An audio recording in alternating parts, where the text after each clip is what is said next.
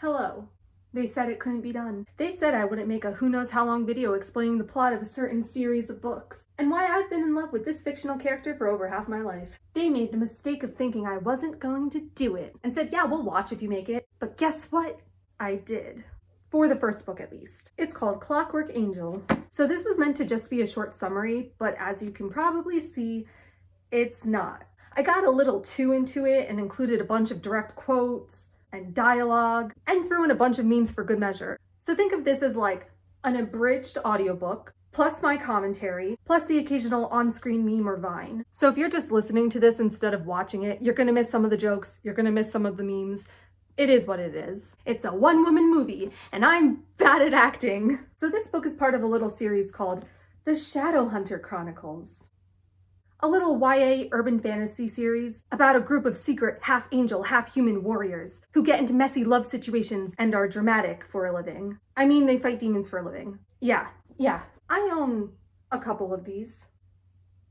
Just a couple. The series takes place in one universe, and it's split into different trilogies that take place in different cities, in different time periods, and with different characters. You may have heard of the first series called The Mortal Instruments. Mediocre TV show, mediocre movie. The first book came out in 2007 and everyone was like, this is pretty good. I mean, I like the main couple. What do you mean they're siblings? We're not going to talk about those though. We don't talk about those. Instead, we're going to talk about the prequel trilogy that take place in Victorian era London and are called the Infernal Devices, because these are the ones that have ripped my soul out and shredded it into a million little Will Gem and Tessa-shaped pieces. There's also a trilogy that takes place 25 years after the events of these books, with like the next generation of Shadowhunters. The third of that trilogy just came out the week I started filming this. I own it. I haven't read it yet because I'm frightened. And we're going to discuss those two because they are very unhinged. So like I said, the first book came out in 2007, and there's been at least one book published every year since then. So there are currently over 20 books published in this universe across like 6 different main series. There is so much lore that the author Cassandra Clare literally wrote out the in-universe encyclopedia called the Shadowhunters Codex, and you can like buy it and read it. It's really great. But yeah, all of these books connect, and there's a bunch of Easter eggs and hidden connections, and I'm pretty sure the author Cassandra Clare just like never sleeps, ever. On a side note, sorry about the bad audio/video quality. I literally have all of my Cassandra Clare books in a stack, and then I prop my phone on top, and that's my filming setup. Also, I don't know what happened, but the next section's like a little grainy, by the way. So I got the idea to make a video like this from Carrie Can Read and Jenny Nicholson and Mike's Mike. And then like halfway through filming this, Carrie Can Read was like, oh yeah, I'm gonna do a book summary video on the Shadowhunter Chronicles. And I was like, so I didn't copy her. She copied me, but she's doing the Mortal Instruments, so I still have to have this for my friends so they can know now. You guys need to know now. So this is the second trilogy that came out. So I'm just gonna set you guys up with like a little bit of the background lore so you're prepared. Like I said, this is an urban fantasy, so it takes place in our universe, but with fantasy creatures added in, and the humans don't know that they exist. And humans are called mundanes, by the way. There are the Shadowhunters, who are half human, half angel, and they fight demons to protect the world and humans. The story is like 1,000 years ago, demons were wreaking havoc, killing everyone, destroying the world, and this guy named Jonathan Shadowhunter called upon the angel Raziel and was like, bro, we're literally all dying out here. And Raziel, being the bro that he is, was like, aight. He took some of his blood, and he took some human blood, and he put it in a cup called the Mortal Cup. And he was like, bro, you should drink this. It'll be the best mocktail of your life. Jonathan Shadowhunter drank it and became the first Shadowhunter. And the blood is dominant, so a bunch of humans drank it and got busy. And now we have a whole race of Shadowhunters across the world who are stronger than humans. And they have these things called steles, which are like silvery white sticks that they use to draw angelic runes on themselves, which can give them more powers, like healing runes, or runes that make them faster and stronger, things like that. So they have a government called the Clave, and they enforce the law on all of the fantasy creatures in Downworld. And Downworld's not like a place, it's just the name for the supernatural part of the world, made of supernatural beings with demon blood. And then when you have the Downworlders plus the Shadowhunters, then it's called the Shadow World. Got it? Almost every classical fantasy being that you could think of exists in this universe, but there's 4 main groups of Downworlders: vampires, werewolves, fairies, and warlocks. And in this series, warlocks are half human, half demon. Oh, and the Shadowhunters are like kind of racist against the Downworlders. Not the good guys, of course. They're They're not racist. But as a whole, the Shadowhunters are like, ew, you guys have demon blood. We have angel blood. We're better than you. So the Downworlders hate Shadowhunters. As they should. And they go over the politics of that in a lot of the books. So there is a peace treaty between the Downworlders and the Shadowhunters called the Accords, and it was signed a few years before the events of this book, so relations still suck between them. And that's what you missed on Glee. Also, sorry about chapters 4 and 5. They're kind of like not energetic and quiet because I was still figuring out the whole YouTuber thing, and also I was like filming those like late at night, so I didn't want to wake anyone. The rest of the video should be fine though. Also, this trilogy is like very character driven, so it's kind of like slow on the plot because there's like a strong emphasis instead on like character development and the mystery behind certain characters and character interactions and friendship. And yes, romance. One of these days we'll talk about how people hate on fantasy romance novels for like having a strong emphasis on romance and how they'll insult the intelligence of readers who like a dumb girly thing like romance because character being in love in my fantasy novel? According to my calculations, the only valid plot lines are about violence. And it's like, okay, let people enjoy things. I used to be embarrassed that I liked romance plots because the worst thing you can be as a reader, especially a female reader, is someone who likes romance. But guess what? That's the best freaking part of this book, so deal with it. So without further ado, time for the prologue. So we open up the book with none other than the love of my life, Will Herondale. This is some fan art I made of him because this is like the objectively correct way that he looked because this is how I pictured him. None of the official art got how he looks right, in my opinion. And I didn't want to use any fan art because I didn't want to like steal someone's fan art. So all of the art that I'm going to be using for my little conspiracy theory board is going to be official art or like photos or art that I made. So this is Will. There we go. That's my boy. But yes, as I mentioned, I read these books when I was 11 and I was like an immediate simp for Will. And 12 years later, I am still a simp for Will. I don't know what that says about me or my taste in men. Will's a character, okay? Like you're gonna maybe like him a bit and then you're gonna like probably dislike him and like maybe hate him and then you're gonna hopefully love him. So like just give it time. I promise there's a lot of development. I know you might hate him, like please just give it a moment, like I swear. There's also Jem Carstairs. His full name is James Carstairs, but everyone calls him Jem, and he is also my boy. I also drew this art, as you could probably tell. They're looking at each other. The official art was okay for Jem, but like I need these two to be matching because they're a pair, okay? Will and Jem are a pair. So yes, it is April 1878 and we open up to Will and Jem fighting demons on the streets of London at night, as Shadowhunters do. They find the dead body of like a 14-year-old girl who was not killed by the demon that they just fought, but someone else. She was stabbed to death. They find the murder weapon, which is a dagger that has a double Ouroboros symbol, which is two snakes like eating each other's tails in a circle. Jem's like, what does this all mean? And Will's like, the end of the world, but also the beginning. And Jem's like, yeah, I know, I meant the f***ing dagger. And this girl being stabbed to death. Will's like, I don't know, but I'm gonna investigate. Jem's like, no, Will, you can't be trusted in Downworld. We're going to the Clave with this. Which, reminder, the Clave is like their government name, so he wants to go to the government with this. And like Will just like kind of smiles. Oh, this is an iconic line. Will smiled the way Lucifer might have smiled moments before he fell from heaven. So that's what we're going with. That's the edgelord that we're dealing with. He's like, right, so you think Charlotte will care if I start investigating tomorrow? And Jem's just like, do what you want, William. You always do. So that's our introduction to these two. As a side note, I love it when they call each other by their full names, like when Will says James and when Jem's like William. I don't know, it just makes my heart happy. It's cute. They're cute. New character alert. So this is Tessa Gray. She's our main character. Look at her. Look at her. This queen is our main character. I feel like I should move all of them up a bit. This is probably going to happen a lot throughout this trilogy where I just move everything. Anyways, our introduction to Tessa is that she's on a boat that is going from New York to London. And we learn she's going to London to live with her older brother, Nate. That's Nate. Cool. They were both orphaned at a young age and they were raised by their Aunt Harriet, who just passed away. So Nate had been working in London, so Tessa had to sell all of her possessions to pay for the funeral for Aunt Harriet and then come to London to live with Nate, who is her brother. Got it? So the boat's about to dock and Tessa's like nervously holding her Clockwork Angel necklace, which I had. Her mother used to wear it every day when she was alive, and now Tessa wears it every day. Even though there's no way to like wind it, it just is constantly ticking, and it's kind of described as being like a second heartbeat. And it's also on the cover and the name of the book, but the necklace isn't important. Don't worry about it. They dock and Tessa can't find Nate, but these like two weird ladies come up and they're like, "Hi, Miss Gray. I'm Mrs. Black. That's Mrs. Dark. We're here to pick you up." And Tessa's like, "How do you know who I am?" And they're like, "Your brother sent us." And they give her a letter that's from Nate and is like in his handwriting and stuff. And he calls her Tessie in the letter and he's like, "Yeah, they're fine."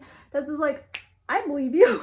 Tessa's like, "Okay, that's definitely Nate." She's still kind of like suspicious, but she's like, my two options are either go with these weird people who like clearly have contact with Nate, or be homeless and starve to death and hope that Nate finds me. So she goes with them, she enters their carriage, and she sees on the side, it has the symbol of two snakes eating each other's tails. And it also says the words, the Pandemonium Club, so remember that. That will be important. Put a pin in that. So we now cut to 6 weeks later, and to no one's surprise, the Dark Sisters, as they are called, are evil. Who would have thought? I had no idea. So they've been like kind of training, kind of torturing Tessa for the past 6 weeks, because it turns out Tessa,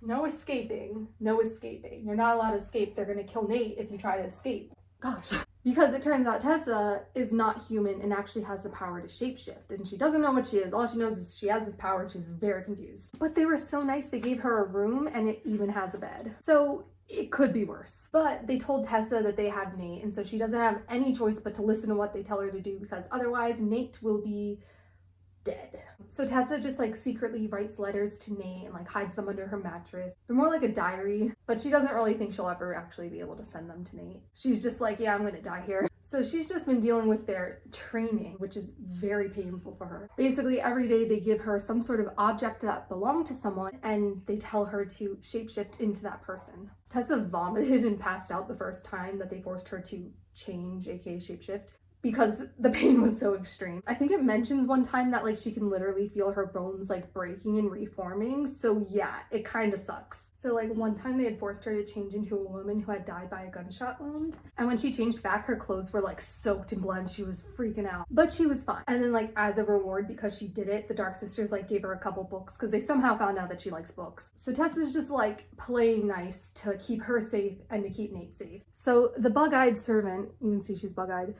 her name's Miranda. She comes to get Tessa every day. And if you notice, this looks like it's from a manga, and that's because it is. There's actually an official manga for this trilogy. So Miranda takes Tessa down to the basement where the Dark Sisters are waiting to train her. So they give her a piece of fabric from a dress and they force her to change. Oh, and not only can Tessa shapeshift into people, but she can also access their memories and some of their thoughts when she shapeshifted into them. So that's pretty cool. So she takes the fabric and changes into like a young girl around 14 who was stabbed to death. Sound familiar? And the sisters ask Tessa, how did she die? And Tessa's traumatized and she's like, she was stabbed to death. But that seems to satisfy the sisters and they're like, I think she's ready. Don't you think she's ready, sister? The Magister will be pleased with our hard work. And they like tell Miranda to come get Tessa. Miranda shows up like, Tessa tries to get some info from her. She's like, so who's the Magister? And Miranda's like, the Magister is a very good man. You're very lucky to marry him. And Tessa's like, excuse me? I gotta get out of here. She doesn't see an escape route and like Miranda's blocking the way. Tessa just grabs like the closest object to her, which is like this heavy brass globe. And she's just like, I'm gonna start swinging. Tessa tends to do this a lot, like fight or flight, nah, wing it and swing it. So she's like, bam, and hits Miranda on the side of the head. There's a sickening crack and half of Miranda's skull and face are just like bashed in. But there's no blood and Tessa's like, what?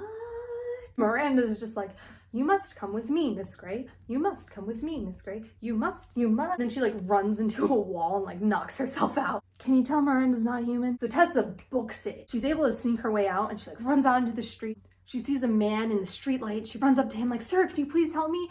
He turns around and he's like, turns out it's the bug-eyed coachman who the sisters were with that first day that they picked up Tessa. And Tessa's like, oh, I forgot to check for traps.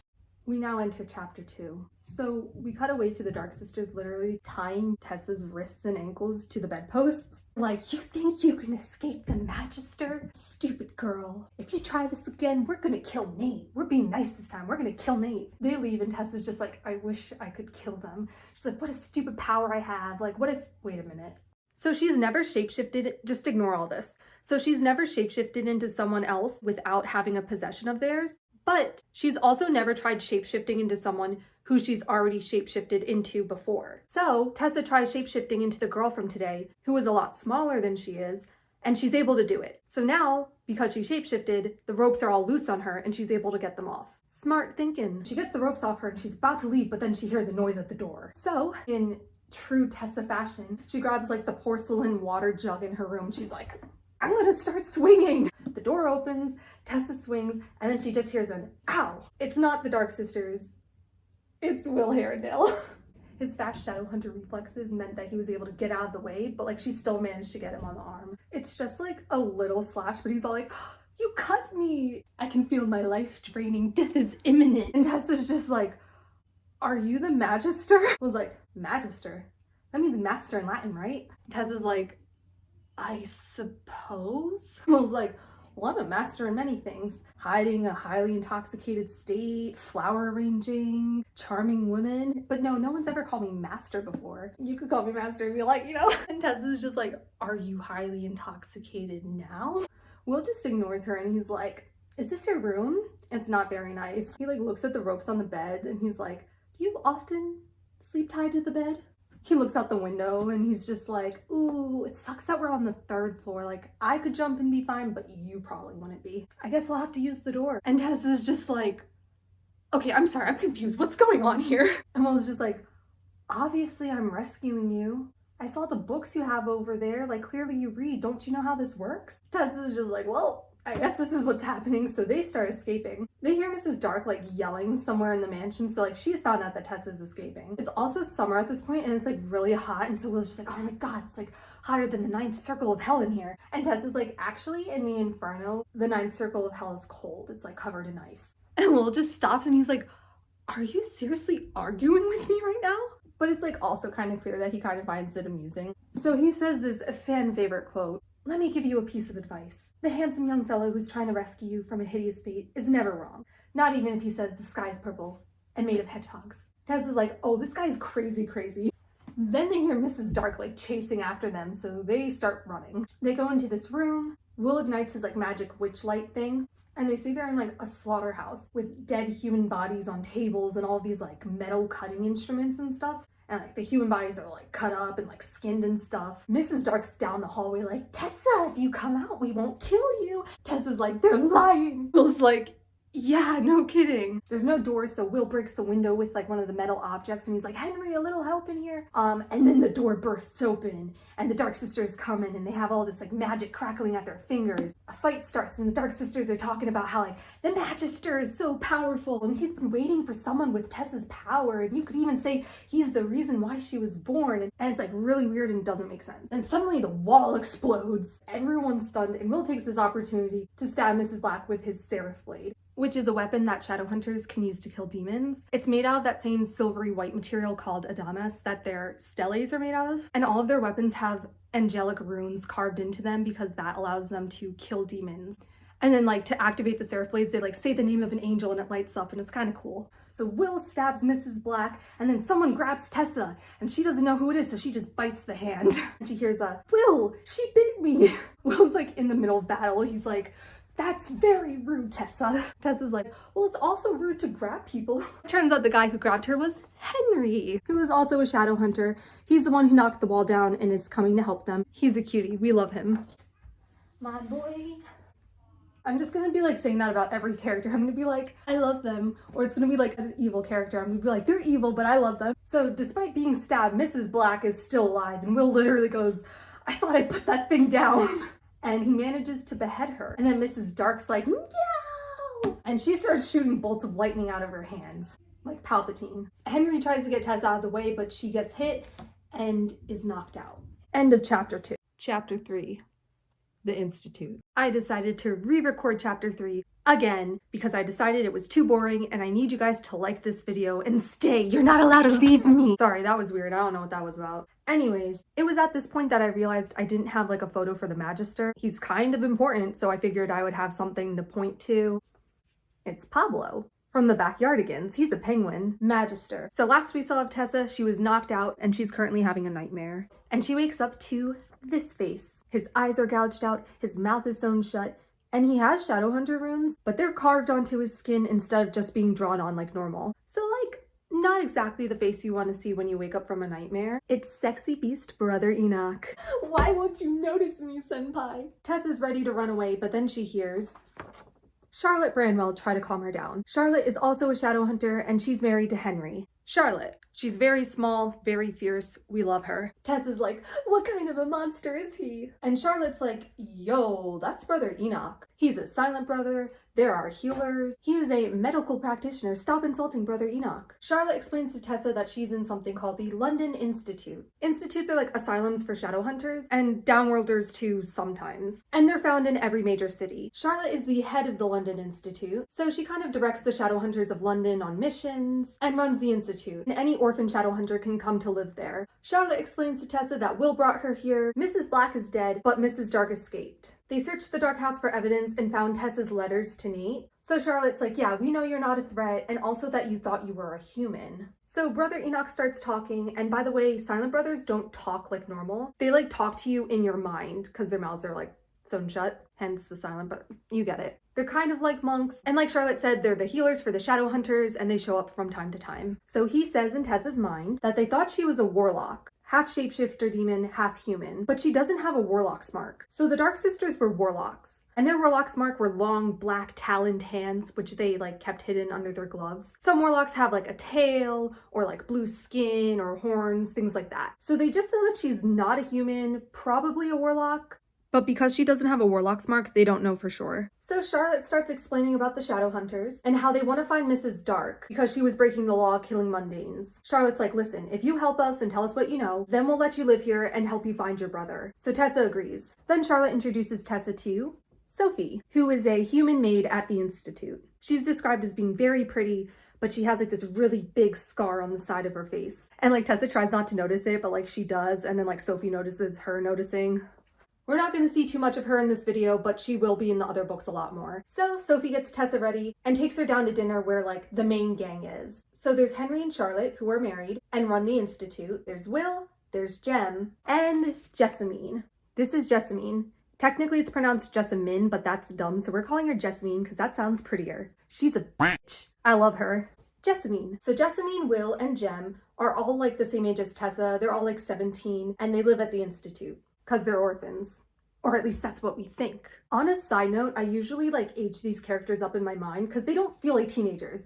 They feel like unhinged like 20-somethings. Also, it's starting to feel weird reading books about teenagers when I'm like beyond that now. But like Henry and Charlotte are supposed to be like my age. And I'm like, no, they're at least 35. But yeah, Henry isn't there because he's an inventor and he's like working in his workroom. And Jem isn't there because he's having one of his days. Jessamine's like, he's always having one of his days. Both Will and Jessamine are just being like very rude. And Jessamine's being rude to Tessa because she's a warlock. Yeah, Jessamine's a little racist, not gonna lie. She's like, isn't it so dreadful being evil? Aren't you worried you're gonna go to hell and meet the devil? And Tessa's like, why? Would you like to meet him? I could summon him right now being a warlock and all. Will's very entertained. Then Henry bursts in and he's like, sorry, I'm late, Charlotte. I almost have the sensor working. And his sleeve is just like on fire. Will goes, Henry, you're on fire. You do realize that, right?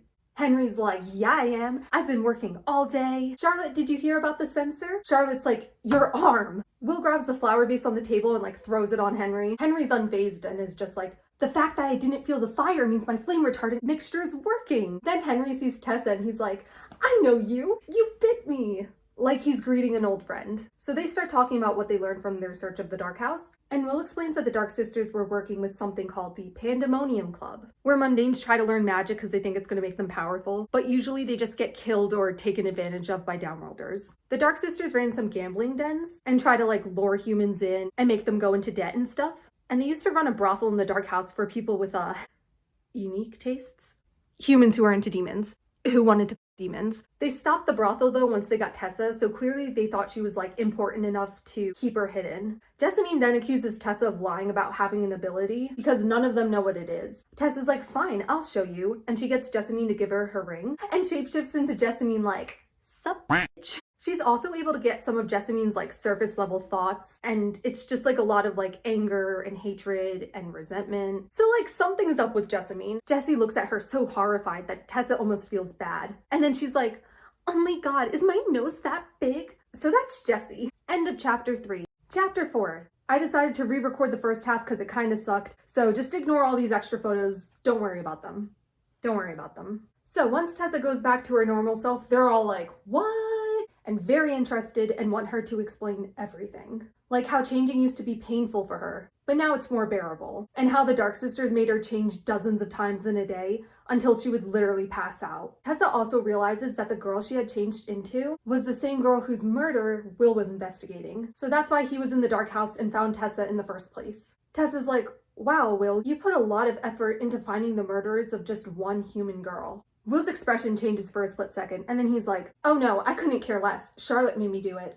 Sus. Charlotte says that marriage ceremonies can be tied to like ritual magic, so that might be why the Magister wants to marry Tessa, because it might let him access her power. They also very reasonably think that the Magister is probably the leader of the Pandemonium Club. Will's like, yeah, Jem and I went to one of their meetings to investigate. The humans were just doing dumb stuff, but there were downworlders there. But we didn't see them doing anything illegal, so we couldn't arrest them or anything. And he mentions some names that are going to be important, so pay attention. He mentions someone named De Quincey, who is like the head vampire of this powerful clan in London. Charlotte's like, oh god, not De Quincey. I hope he wasn't doing anything illegal. Like, we just got a head vampire who we finally agree with. So I'm mentioning De Quincey for a reason. He's gonna pop up later. And Tessa's like, I told you what I know, so now you have to look for Nate. So after that whole investigation, Tessa tries to find her way back to her room, but she gets lost because the Institute's like a big stone castle maze thing. Will pops up behind her and he's like, I could give you a tour if you'd like, so you don't run into one of the rooms where we keep the demons. And Tessa's like, you're a bad liar. But okay. So he shows her around. They go to the kitchen and find out Tessa doesn't like chocolate. Will's like, what kind of a monster doesn't like? There's like a ballroom, a music room, the drawing room, which is like a living room. And Charlotte also uses it as her office. And like a lot of their meetings and stuff happen in the drawing room. A lot of stuff happens in the drawing room. They go to the weapons room, which is basically just like a room with weapons. Tessa sees this weird little box and she's like about to touch it, and Will's like, what are you doing? Tessa's like, what is that? And Will explains that it's a Pixis box, which can trap and hold demons. Don't touch it. No touchy. And they meet one of the servants named Thomas. There was no art of Thomas. Brown hair, really buff. That's all you need to know. Thomas. So like Sophie, he's a mundane servant, except he's also trained to fight.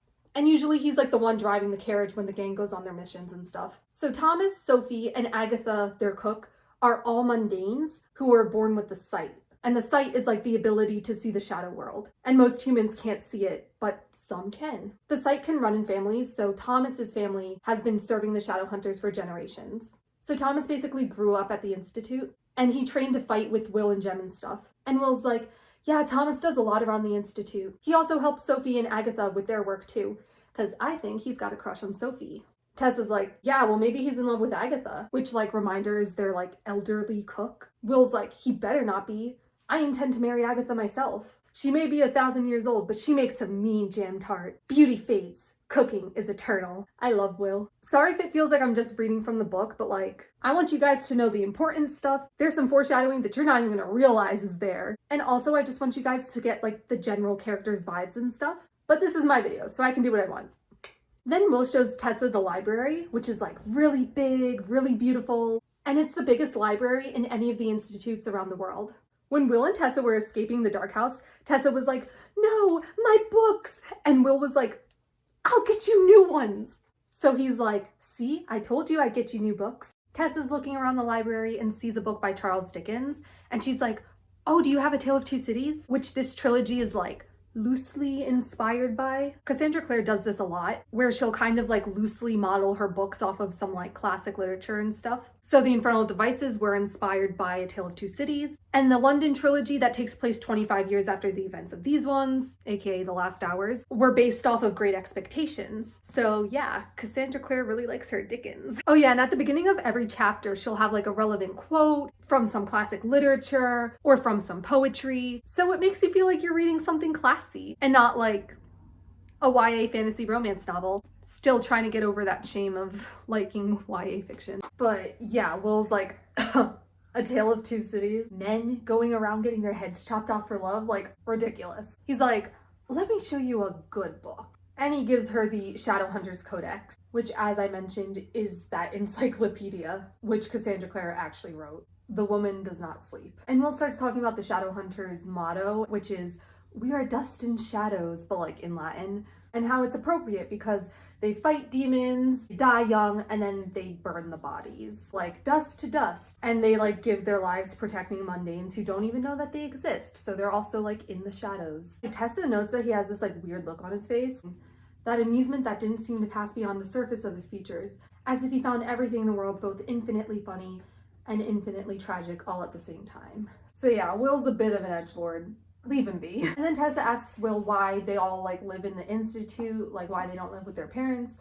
And Will's like, well, we don't have any. So like Jessie's parents died in a fire when she was young. Gems were murdered by a demon. And Will doesn't mention anything about his past or why he's here. So they keep talking. Will references like some character in a book and Tessa's like, oh. And then they start talking about books. Like Tessa's like low-key fangirling and Will's kind of just starts laughing a bit. And Tessa's like, are you laughing at me? And Will's like, no, because of you. Because of how excited you got over a couple books. I don't know, they had like a moment, okay? It was a moment. So it's getting late, so they start heading back and then they run into Sophie. Will's like really rude to Sophie. And she was like, yeah, I cleaned your room. It was like a big freaking mess. Like Jem and Henry, they cleaned their boots before they tracked that demon inside. And Will's like, yeah, I don't care. Sophie leaves and Tessa's like, what was that? And Will's just like, yeah, you wouldn't understand. Well, it's clear you did something to Sophie to make her dislike you so much.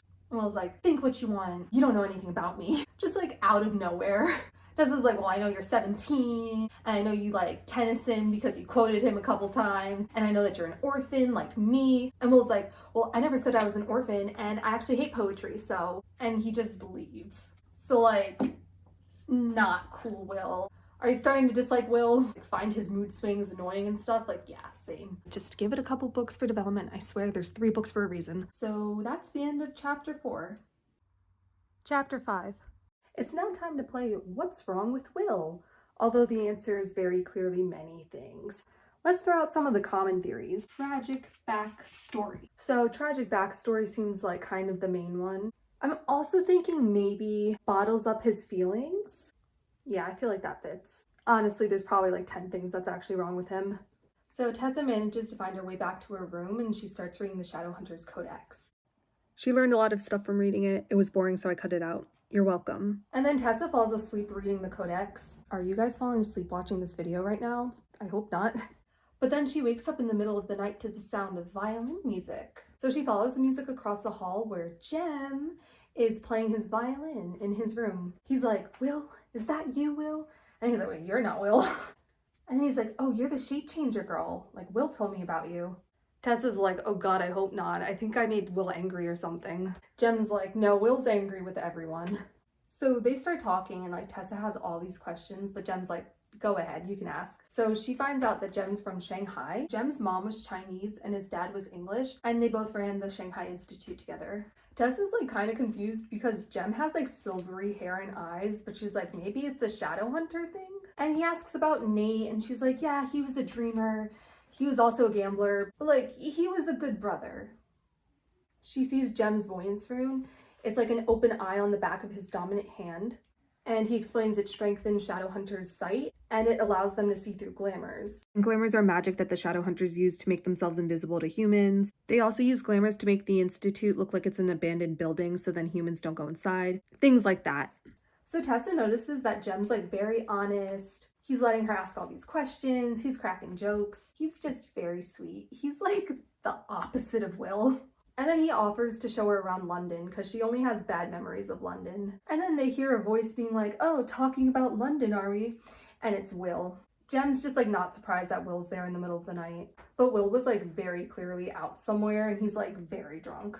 And Jem's just like, where were you, William? Will just like saunters inside and like sits on Jem's bed. He's probably threatened by Tessa being in Jem's room. He's like, that's my Jem, not yours. But yeah, Will's like, yeah, I was in the Devil Tavern flirting with some ladies. And then I got accosted by a little girl selling overpriced flowers. When I told her that the prices were ridiculous, she robbed me. Tessa's like, you got robbed by a little girl?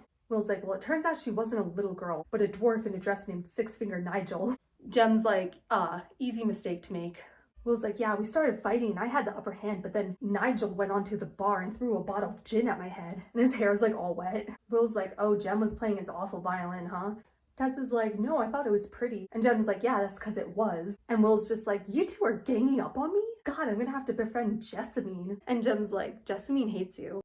Henry then. Henry will set you on fire.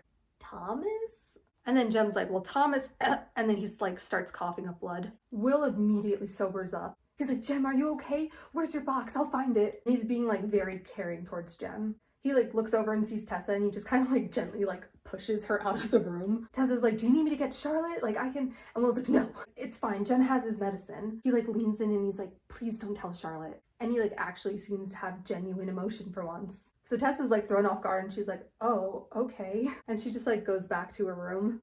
And then like Tessa's like, wait a minute. Despite Will's story, when he leaned in, he like did not smell like alcohol at all. Sus. Okay, new theory. Alcohol?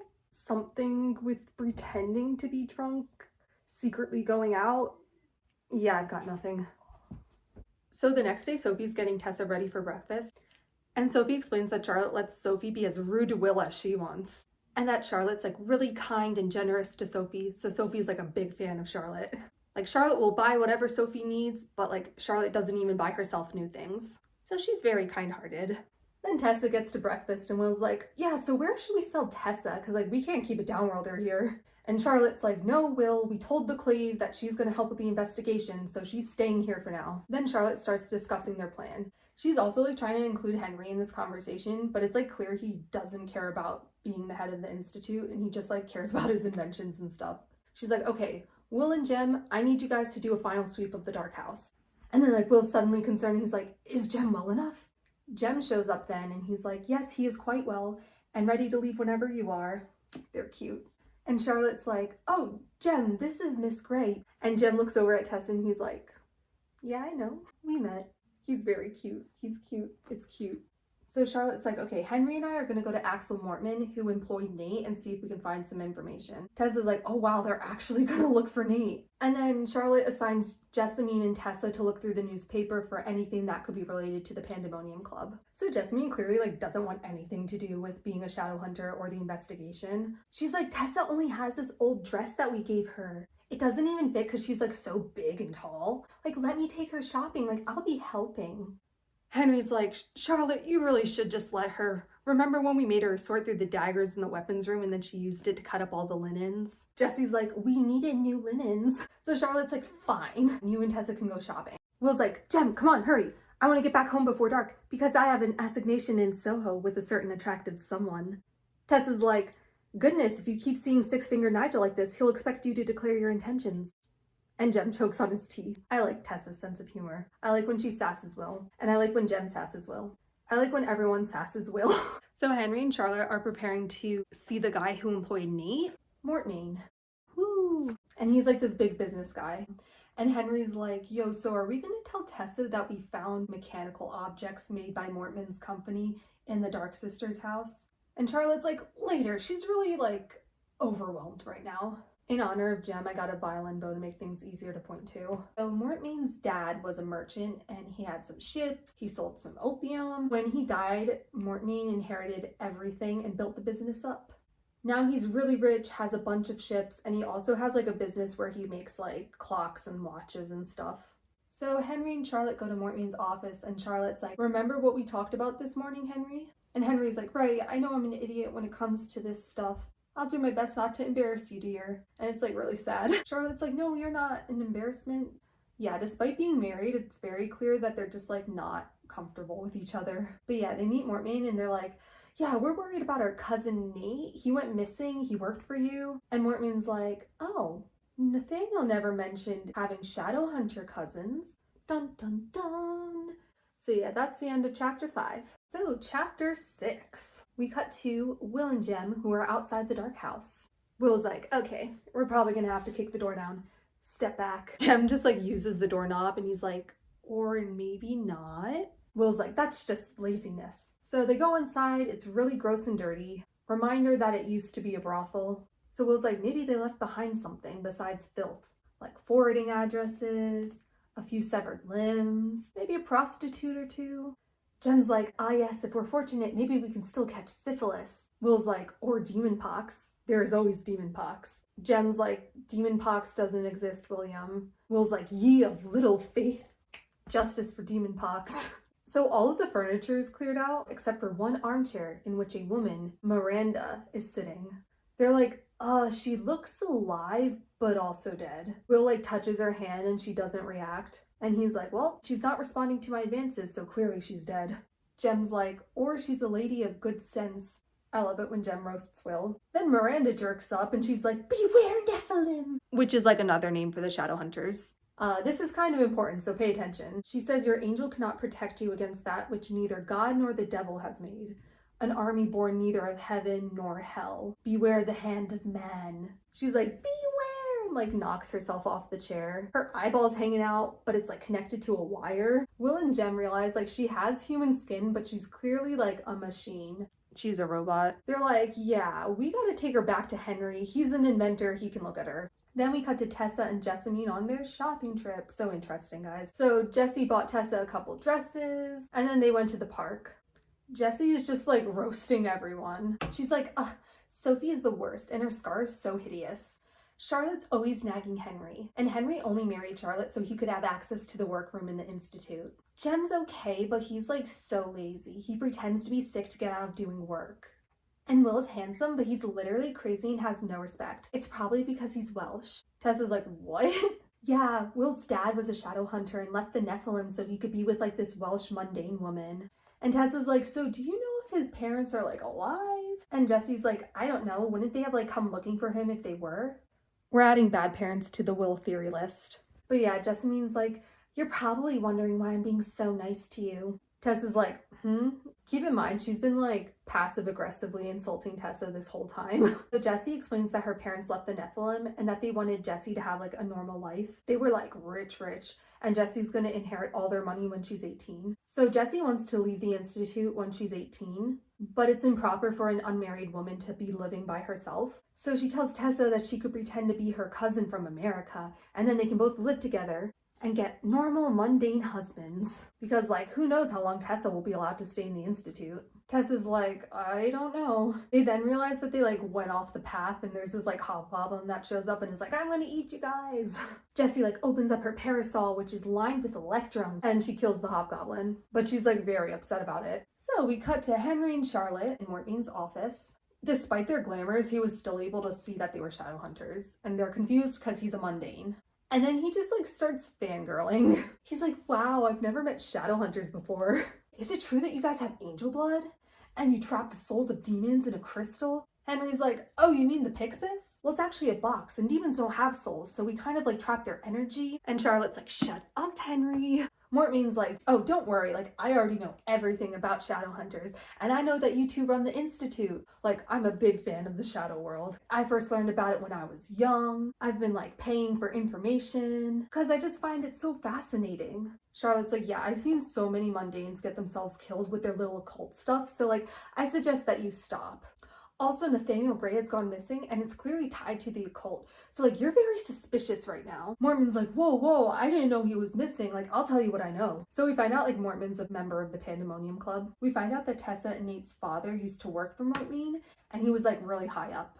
And he realized that Mortmain was like involved in some magic stuff, which allowed him to like predict things about the market and like grow his business and stuff. So their dad confronted Mortmain about it, and Mortmain was like, yeah, like, do you want to join the Pandemonium Club? And he like took him to a couple of the meetings and stuff. But their dad, Richard, was like uninterested, and then he and his wife, their mom, moved to America shortly after. So when Nate showed up and like told Mortmain who he was and stuff, Mortmain just hired him on the spot. And he also mentions like some downworlders and stuff. So Charlotte then asks about why there's downworlders in the Pandemonium Club. Mortmain's like, yeah, mundanes can be members, but like the club's like run by downworlders. Like they're the higher ups. And we also find out that Nate knew about the club. Like after only a few days of working for Mortmain, he like asked him about it. So Mortmain took Nate to one of the meetings and like Nate really liked it. And then a few weeks later, Nate like gave his resignation letter and was like, yeah, I'm gonna be working for like someone else in the Pandemonium Club. Someone who could pay him enough for his gambling habits. And Mortmain's like, yeah, I haven't seen him since. I didn't even know he was missing. Charlotte's like, okay, so if you're both members and he liked it so much, why haven't you seen him at the meetings? Mortmain's like, I've been busy, yeah. Charlotte's like, I'm not stupid. What are you hiding from me? Like, we found these cogs made by your company in the house of some murderers. Mortmain's like, I don't know, some like higher up of the club like came to me to like order some stuff. And he was paying well, so I didn't ask any questions. And Charlotte, like this tiny little thing, goes into beast mode, trying to get him to tell her the name. She's like, Henry, bring me the summoner. Henry's like, what? She's like, the summoner, give me... And Henry just like gives her the sensor he's been working on. Charlotte's like, yeah, you see this device? If I press it, it'll summon the clave. Your silence can lead to the death of more mundanes, so they'll have no problem torturing the information out of you. Do you know what happens when we drip demon blood into a mundane's eyes? Mortmain's like terrified. He's like, it was De Quincy. Remember I mentioned him? He's like the leader of like a powerful vampire clan in London, so... De Quincy. And he's like an ally of the Clave, so Charlotte's like, no. Mortmain's like worried for his life now. Charlotte's like, yeah, don't worry, we'll make sure someone's assigned to protect you. Thanks for telling us, bye. They leave and Henry's like, wow, Charlotte, that was really smart, pretending you could summon the Clave on the spot. Charlotte's like, yeah, I figured you'd have some sort of like invention on you. And Henry's like, you are as terrifying as you are brilliant, my dear. So Jesse and Tessa get back to the Institute. And like Jessamine shows her this dollhouse that was actually modeled after her real house before her parents died in a fire. Jesse's like, I'd rather die than be a shadow hunter. So like, whoa. Then Sophie comes in and tells Tessa that Henry wants to see her in his workroom. End of chapter 6. So what are we thinking? Mortmain's definitely sus. Nate's sus. De Quincy's sus. Miranda's sus. Sophie's there. Charlotte's badass. I personally think Thomas might be the Magister. You know what I mean? Like, it's gotta be Thomas. Or maybe sexy brother Enoch. Notice me, senpai. It's time for chapter 7, y'all.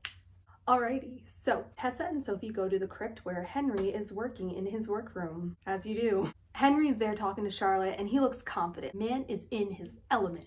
Henry's like, oh, Miss Gray, can you take a look at this for me? And it's just like Miranda's dissected robot body. Tessa's like, yeah, that's the Dark Sister's maid. Like, what is she? Henry's like, she's some kind of automaton, like the ones Leonardo da Vinci made. But this one's way more advanced and is wrapped in human flesh. It's self-moving, it's self-directing, it's beautiful. Charlotte's like, well, Henry, that human flesh had to come from somewhere. Also, if you hear me say Mortmain instead of Mortmain, or like Jessamine instead of Jessamine, or automaton instead of automaton, no, you didn't.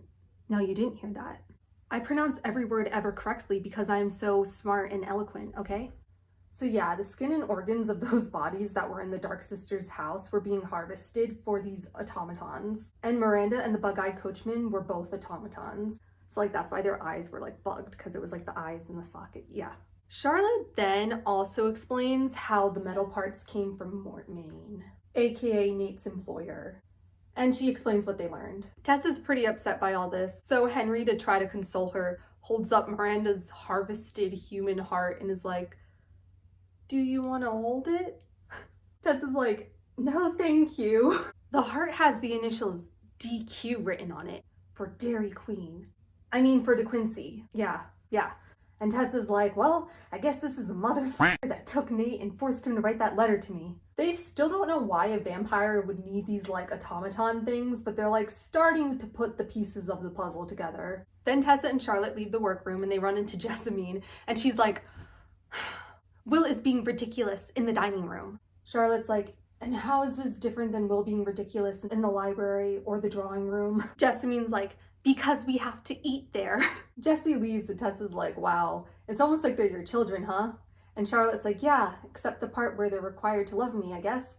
Poor Charlotte. So Tessa gets to the dining room and Will's there like on a table trying to fix the chandelier. And Jem's just there like helping him out and he's like, oh, hi Tessa. Jessamine comes in and is like, oh, Will. And without even looking down, Will's like, is that blood on your sleeve, Jessie? And she's like, oh. Then Henry suddenly comes in and he's like, I got the phosphor working. It's like a witch light, but 5 times more powerful. Witch lights are just like magic stone things that light up when shadow hunters touch them, and they just use them like flashlights. Will and Jem are just like, so it's like a very bright light? Henry's like, exactly, look. And he makes it go off and there's like a blinding flash of light and then all of the lights in the room go out. It's completely dark and Will is like, Henry, I swear to God, if you made me go blind. Then he falls off the table. An icon. Then Charlotte shows up and she's like, great, guess we're eating under witchlight tonight. During dinner, Will and Jessie are just arguing like siblings, as they do. So Jem and Tessa get to talk a little bit and he's like being really cute. He's always really cute. Then Sophie comes in to get Charlotte and Charlotte's like, oh good, and like immediately leaves. Everyone's like, yo, Henry, where did she go? What does Charlotte have planned? And poor Henry's like, you guys know Charlotte doesn't always tell me everything she has planned. Can't blame her really. You can't count on me to be sensible. It's like really sad. Poor Henry's just a nerd who uses his one brain cell to love his wife. Then Henry notices Tessa's Clockwork Angel and he's like, oh, can I take a look at that in my lab? Tessa's hesitant, but Jem's like, don't worry, like Henry's good with this stuff. He'll take care of it. He won't break it. So Tessa agrees. Honestly, Jem could tell me to do anything and I'd agree too. Then Charlotte comes back and explains that she contacted a vampire named Camille Belcourt. This is Camille. She's hot. Sexy vampire lady. Let's freaking go. Camille. So yes, Charlotte contacted Camille about the De Quincey situation because Camille is a vampire informant and keeps Charlotte up to date with all the business in the vampire world. Tessa wants to meet another downworlder. She thinks Camille might know some stuff about Nate, so she's like, okay, I'm gonna go talk to her. End of chapter 7. So I know I keep going into detail about like random stuff, but I swear it's gonna be relevant later. And like also I love the chaos of like the Institute gang. So like I gotta include the funny scenes, you know? At least I think they're funny. Do you guys think they're funny? Like I'm so insecure about this. Like I need you guys to like these books or I'm gonna be really sad. But yes, end of chapter 7. Chapter 8. Tessa gets like halfway down the hallway before Will and Jem catch up to her. Will's like, you didn't think we weren't coming along, did you? Tessa's like, I'm not surprised about you, Will, but I expected better from Jem. Jem's just like, wherever Will goes, I go. Also, I was just as curious as he is. Love them. So Charlotte explains that they're going to the sanctuary to meet Camille, since the rest of the Institute is like built on sacred ground to keep demons out, and vampires can't go on hallowed ground. And Charlotte's like, yeah, so basically vampires and werewolves have like a demon disease. Most demon diseases can't be passed to mundanes, but some can. So like vampirism, lycanthropy. Will's like, demon pox. Charlotte's like, there's no such thing as demon pox, Will, and you know it. Justice for demon pox. So they enter the sanctuary, big stone room with no windows, you know, in case vampires want to visit. There's a big fountain in the middle with like an angel with like water running out of its eyes like tears, which is also going to be me when we read the 3rd book. Don't worry though, it's really fun. It's a fun book, guys. It's happy. So Camille's sitting there and she's like hot. Charlotte introduces Camille to Tessa, Will, and Jem, but Camille's like, ah, Will Herondale, fancy seeing you here. She's supposed to have like a sexy voice, but I can't do that. So you guys are stuck with my Lin-Manuel Miranda voice. I'm sorry.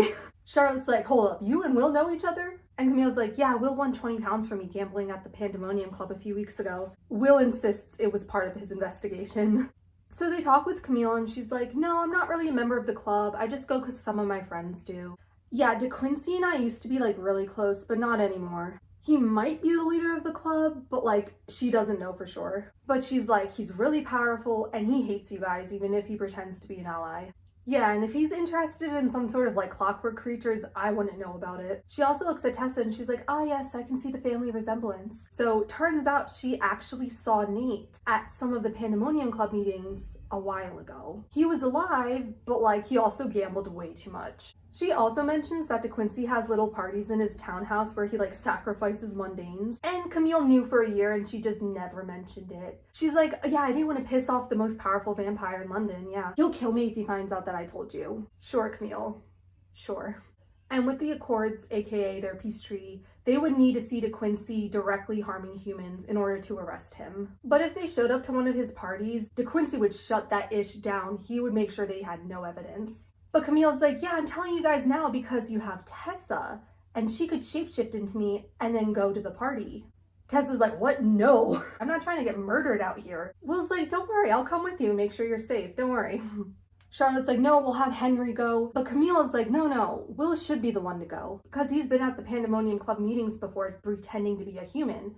So they'll think that he just became Camille's subjugate. So this ain't Twilight. So vampires in this world can keep something called a subjugate, which is basically a human who swears servitude to a vampire. I would swear servitude to Camille. And the vampire uses them for like to-go snacks and companionship. And then in return, the mundanes get like little transfusions of vampire blood, which basically ties them to the vampire master and also ensures that when they die, they'll become a vampire. Then Tessa's like, you know what? Someone there might know something about Nate. I'll do it. She's like so confident that Nate's still alive. It's like, okay. At this point in the book, the first time I read it, I was like, there's no way this guy's still alive. So Camille gives Tessa her necklace so she can shapeshift into her. And it's like painful for Tessa and she kind of like sinks down to the ground because she can feel her heart stopped beating and also she's like not breathing. I mean, that's kind of concerning. Jem's like, are you okay, Tessa? And like takes her hand. Like, he's a cutie. Meanwhile, Camille's like, yeah, you're gonna have to like train to pretend to be me because no one's buying that. And she also says that there's a warlock named Magnus Bane who will help them. Her and Magnus are dating, so they usually go to these events together. And he can show Tessa around and make sure everything goes smoothly. So this is Magnus. He's quite possibly the best character in the entire series. He's an immortal warlock, so he shows up in every single one of the 20 books. He's like really powerful, really wise, very entertaining. And he's always like, I hate shadow hunters. I'm not helping any shadow hunters. And then the characters are always like, Magnus, please. He's like, fine, only because you're hot and remind me of this person I met like 3 centuries ago. Magnus. So Will and Jem escort Camille out. Will's like, vampires are so weird. They don't smell like anything. Jem's like, you've been smelling her? I literally can't with these two. Camille's like, you do realize I can hear everything you're saying, right? Then Jem's like, okay, be honest. Why are you telling all of this to us now? Like, yeah, Tessa's your opportunity, but what's your motive? Camille knows that they're not gonna drop it, so she's like, fine. I was in love with a werewolf, which was forbidden under vampire law. She kept it a secret, but De Quincey found out and murdered the werewolf guy. So Camille wants revenge. And Camille's like, none of the other vampires helped me. Kill them all for all I care. Girl boss. So Tessa's in her room reading the codex, and then Charlotte comes back to give her back her necklace. Henry looked at it, found nothing. Charlotte then explains to Tessa about how her father was involved with Mortmain and like Nate knew and all of that. Sorry, that's the gremlin I keep hidden in my closet. Just ignore it. Tessa's upset that there's like all of this stuff that she didn't know and she wishes she could go back to when she thought she was a human. Charlotte's then like, let me tell you a story. Let me tell you about how Sophie got her scar. Charlotte met Sophie when she was walking in town and saw Sophie holding like a bloodied rag to her face. And Sophie noticed Charlotte even though Charlotte was glamoured. Sophie had been a parlor maid and they're the ones who are seen in the house, so they're like chosen for their looks. And Sophie's really pretty, but that was kind of a problem because the son of the house wanted to get with Sophie. And when she refused, he cut her face with a dagger. He was like, if you don't want me, I'll make sure no one wants you. So he really took that rejection like a champ. But then he told the mistress of the house that it was actually Sophie who was coming on to him, and he had to use that dagger in self-defense. So they kicked Sophie out. Sophie kind of hinted at this to Tessa earlier, when she said that Will reminded her of her former master, and to stay away from Will. So like, yikes. But yeah, Charlotte's like, so Sophie had something terrible happen to her, but there she was just a parlor maid. And here, she's extremely gifted, we appreciate her, and she's part of something bigger. So even though all of these terrible things happen to you, you're capable of doing great things, and your power can really help people. God, I need a Charlotte in my life to give me pep talks when I'm feeling down. So yes, end of chapter 8. I know things have been really slow, but they're gonna pick up now, I swear. So, chapter 9. So Tessa's in the library practicing acting like Camille. She hasn't really been able to access any of Camille's thoughts or personality, and the party's tomorrow night, so she's worried that De Quincey's gonna know something's up. So Will and Jem are sitting at the edge of a table to give advice and also to clown around because they think this is very amusing. Will's like, Camille's graceful when she walks. You point your toes out too much. Like a duck.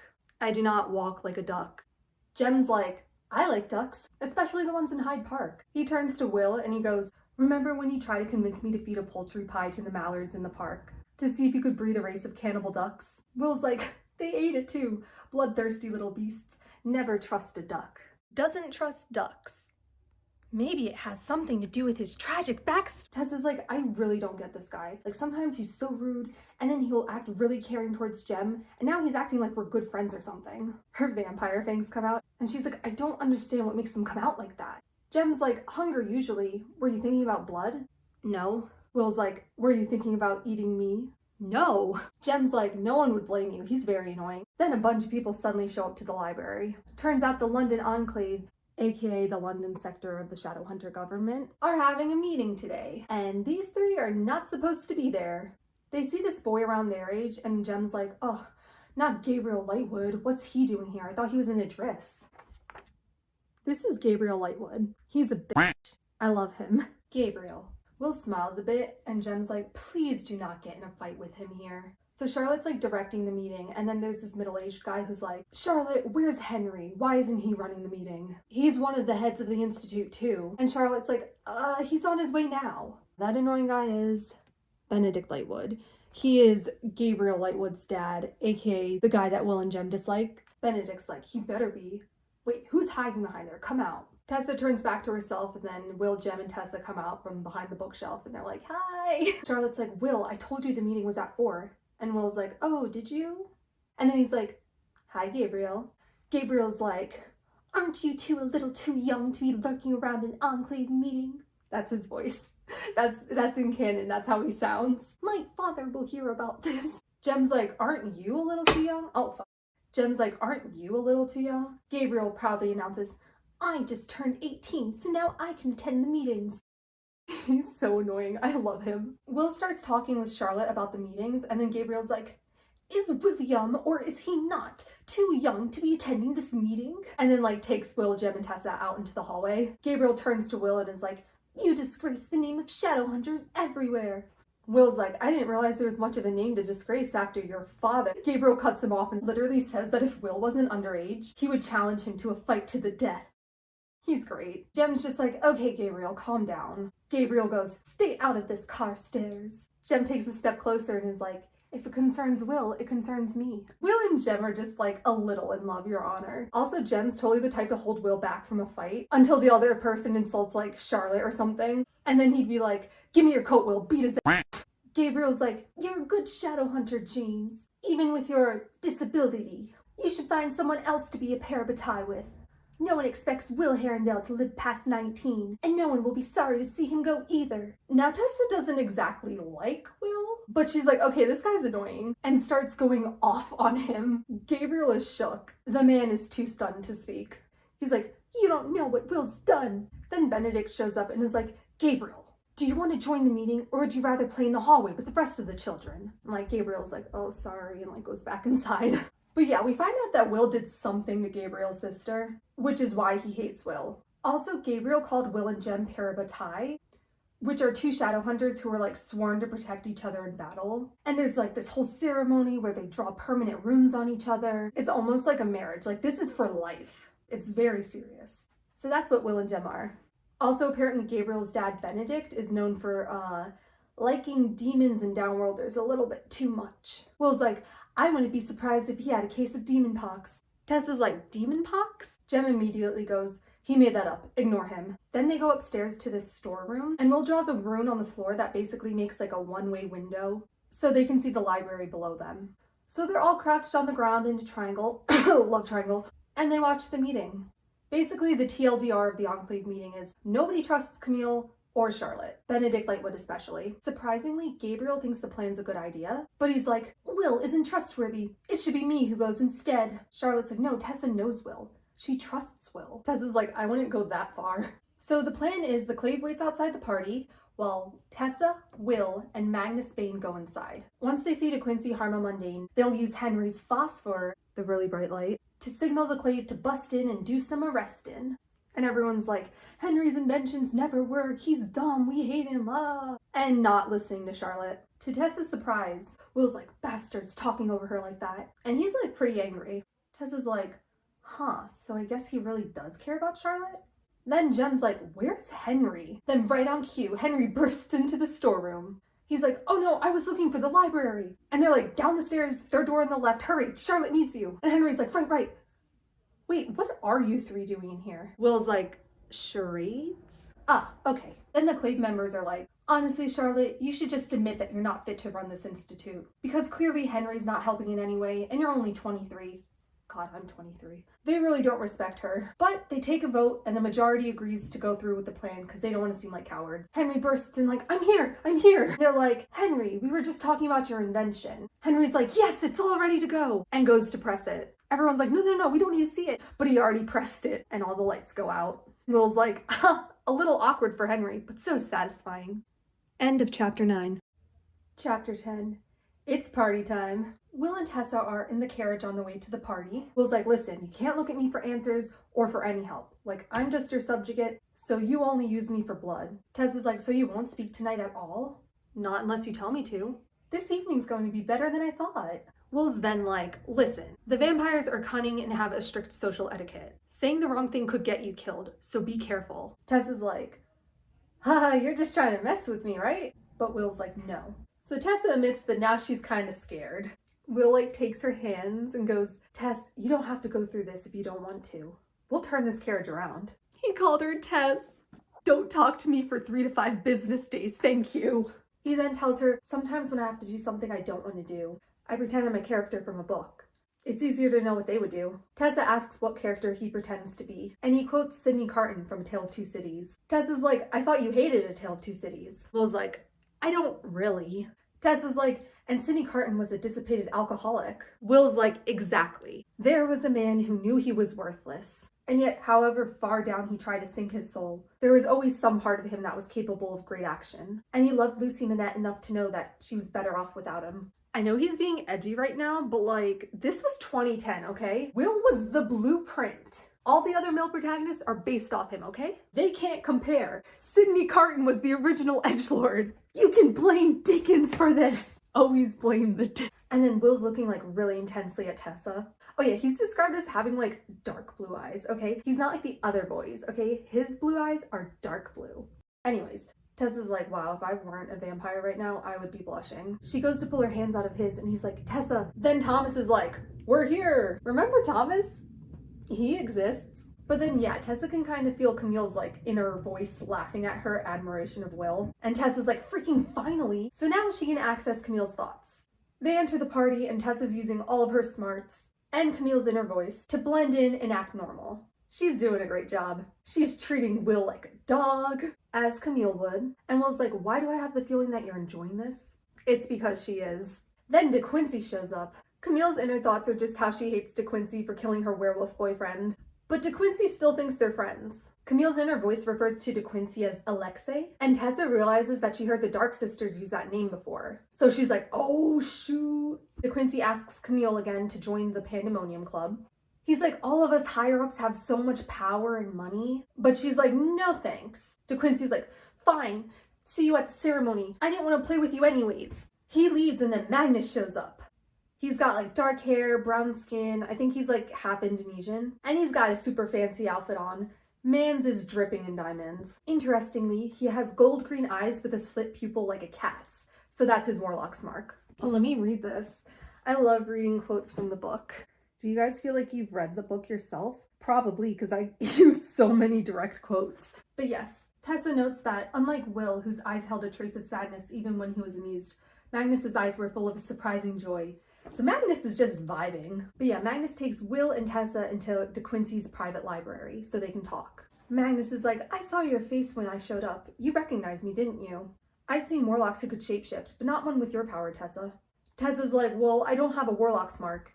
And Magnus is like, oh, you're a warlock, mark or no mark. Will starts looking around the room for any evidence, and Magnus is like, yeah, De Quincey thinks he and I are still friends. In fact, I think he'd like to be more than friends. But Camille and I hate him. But because he's the head of the clan, it would be insulting for her to not go to his parties. So she goes and he comes along so she's not alone. Will then discovers a false drawer in the desk and finds some blueprints. Magnus is like, yeah, that's a blueprint for an automaton. Have you ever read the Book of Knowledge of Ingenious Mechanical Devices? Will's like, never heard of it. Are there any castles, ghosts, moors, or handsome fellows rescuing penniless maidens? Magnus goes, no. There's a racy bit about cogs about halfway through, but the rest is rather dry. Will's like, then Tessa won't have read it either. Tessa's offended, but she doesn't say anything because, like, he's right. But yeah, Magnus explains that it's not the automaton design that's concerning in itself, but there's a spell written on the blueprints. It's a binding spell that could be used to trap demonic energy into an inanimate object. Basically, the spell means that they could have an automaton have free will and thought through the demonic energy, and then it would obey whoever did the spell. Also, there's magic that could be used to preserve the human flesh that they harvested, so that's how Miranda looked so human-like. Will remembers what Miranda said. A clockwork army built of neither heaven nor hell. And Magnus is like, yeah, I don't know what the army part, because trapping the energy of that many demons would be very dangerous and very difficult. Then Will's like, thanks for your help, Magnus. And Magnus is like, oh wow, a shadow hunter is actually thanking me? Will asks Magnus if he ever saw De Quincey breaking the law, and Magnus explains that during their little ceremonies, they tie up a mundane, usually a criminal, to a chair, and then take turns draining the human of their blood until they die. Kinky. Oh, by the way, under the law, the vampires are allowed to drink blood from mundanes just as long as they don't kill them. So De Quincey is breaking the law by killing mundanes. Magnus asks about the plan, and then Will's like, oh yeah, so once I signal the cleave, your job is to take Tessa and just bring her back to the Institute. Magnus is like, yo, that's such a waste of my power and talent. Will's like, this is a shadow hunter operation. Your help was invaluable and all, but we don't need you after that. Magnus looks over at Tessa like, see, this is how shadow hunters treat downworlders. They use us for help and then send us away so we can't share the victory. Fantasy racism. Tessa hears Camille's inner voice, and she doesn't seem too upset that everyone's going to know she's a traitor. Magnus is like, yeah, she doesn't think any of these vampires are going to live to tell the tale. So she's not expecting a peaceful arrest. But yeah, it's time for the ceremony. They enter this large room with seats facing towards the stage. There's this blood-stained chair that's bolted to the ground with steel manacles. They take their seats, and De Quincey's like, welcome. He's supposed to have a Slavic accent, but I can't do that. We stand here today because we do not bow down to the law. We have a prisoner whose crime was betraying the Night Children, the vampires. And what is the punishment for such treason? Everyone's like, death! Hit him with a chair! Ah! There's two vampires holding a mundane with a hood over his head, and he's struggling. They shackle him up to the chair. Tessa feels uneasy, and she's like, Will, when can you summon the clave? And he's like, we have to wait to see them draw blood. De Quincey has a ring that ends in a point, and he pokes the guy's neck and some blood comes out. And Tessa's like, Will! And he's like, I'm not summoning the clave until you leave. She argues a bit, but then she's like, fine. And she and Magnus go. They reach the door, Will pulls out the phosphor, and then they take the hood off the mundane. And it's Nate! End of chapter 10. Chapter 11. Tessa's like, Will, do it now! De Quincey starts to realize what's going on. He's like, no, but Will already pressed the button. And it malfunctions. Instead of the bright light going off, there's a whoosh, and the candelabras flare up, and then the curtains, and the room, and 10 vampires are on fire. Tessa's trying to escape, but Magnus is holding onto her arm. He's like, no, you're a vampire right now. You're literally gonna go up like Kindle. Tessa's like, but that's my brother! And Magnus is like, what? And then Tessa manages to escape and starts running towards Nate. There's a vampire lady who tries to attack Tessa, but then Will stabs her. He's like, what the hell are you still doing here? Which, valid. Girl, you're not trained. You should not be here right now. Tessa's like, that's Nate up there! And Will is like, how? And then the windows shatter and a bunch of Nephilim burst inside, wearing their black leather fighting gear. And the vampires are all in their little group behind De Quincey. They're preparing for the inevitable dance battle that's gonna happen. Will's like, fine, go to your brother. He's gonna be out of the way of the fighting anyways. De Quincey's like, yo, we hurt one mundane. Except he has a Slavic accent. Like, yo, we hurt one mundane. You can't kill us. The shadow hunters are like, no, we knew you were gonna kill that mundane. And Charlotte's like, yeah, and we found evidence of the spells you've been working on. And De Quincey is like, whatever it is that you think you know. And Charlotte's like, we know enough. We considered you our equal, and this is how you repay us? De Quincey's like, you Nephilim are such hypocrites. You call us your equals, and yet where's our seat on the council? Why don't we get a say in the law? I mean, he's got a point. But he's still screwed up, so yeah, a fight breaks out. And Tessa's just staying out of that because she caught up to Nate. He's all beat up and bruised and bloodied and unconscious. So Tessa's looking for something to get him out of the shackles. And she sees that the shadow hunters are actually overpowering the vampires. Vampires are fast, but the shadow hunters are faster,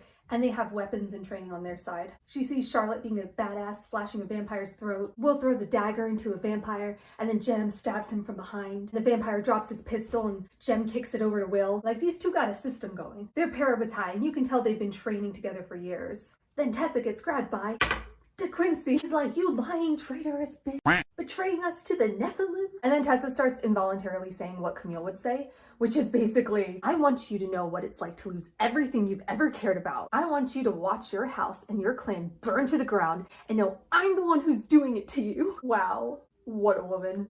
That is the level of revenge I aspire to reach. De Quincey's like, Well, if I'm going down, then I'm taking you with me. And he gets ready to attack her. Time to play, what do you think Tessa's gonna do? Is she gonna A, find the nearest object and start swinging? B, make out with Will? C, make out with Jem? D, make out with DeQuincy? E, frickin' die? That's right! She grabs the leg of a chair behind her and whacks the Dairy Queen vampire over the head, and a fight ensues. We're talking hair pulling, nail scratching, kicking, the whole works. For real though, this is like the third time that this happened. Can someone just give Tessa a dagger already so she doesn't have to resort to using household items as weaponry? Just when we think DeQuincy's gonna kill Tessa, he gets pulled back by Will, who pulls out the pistol that Jem had kicked over to him. DeQuincy's like, you Nephilim think you're...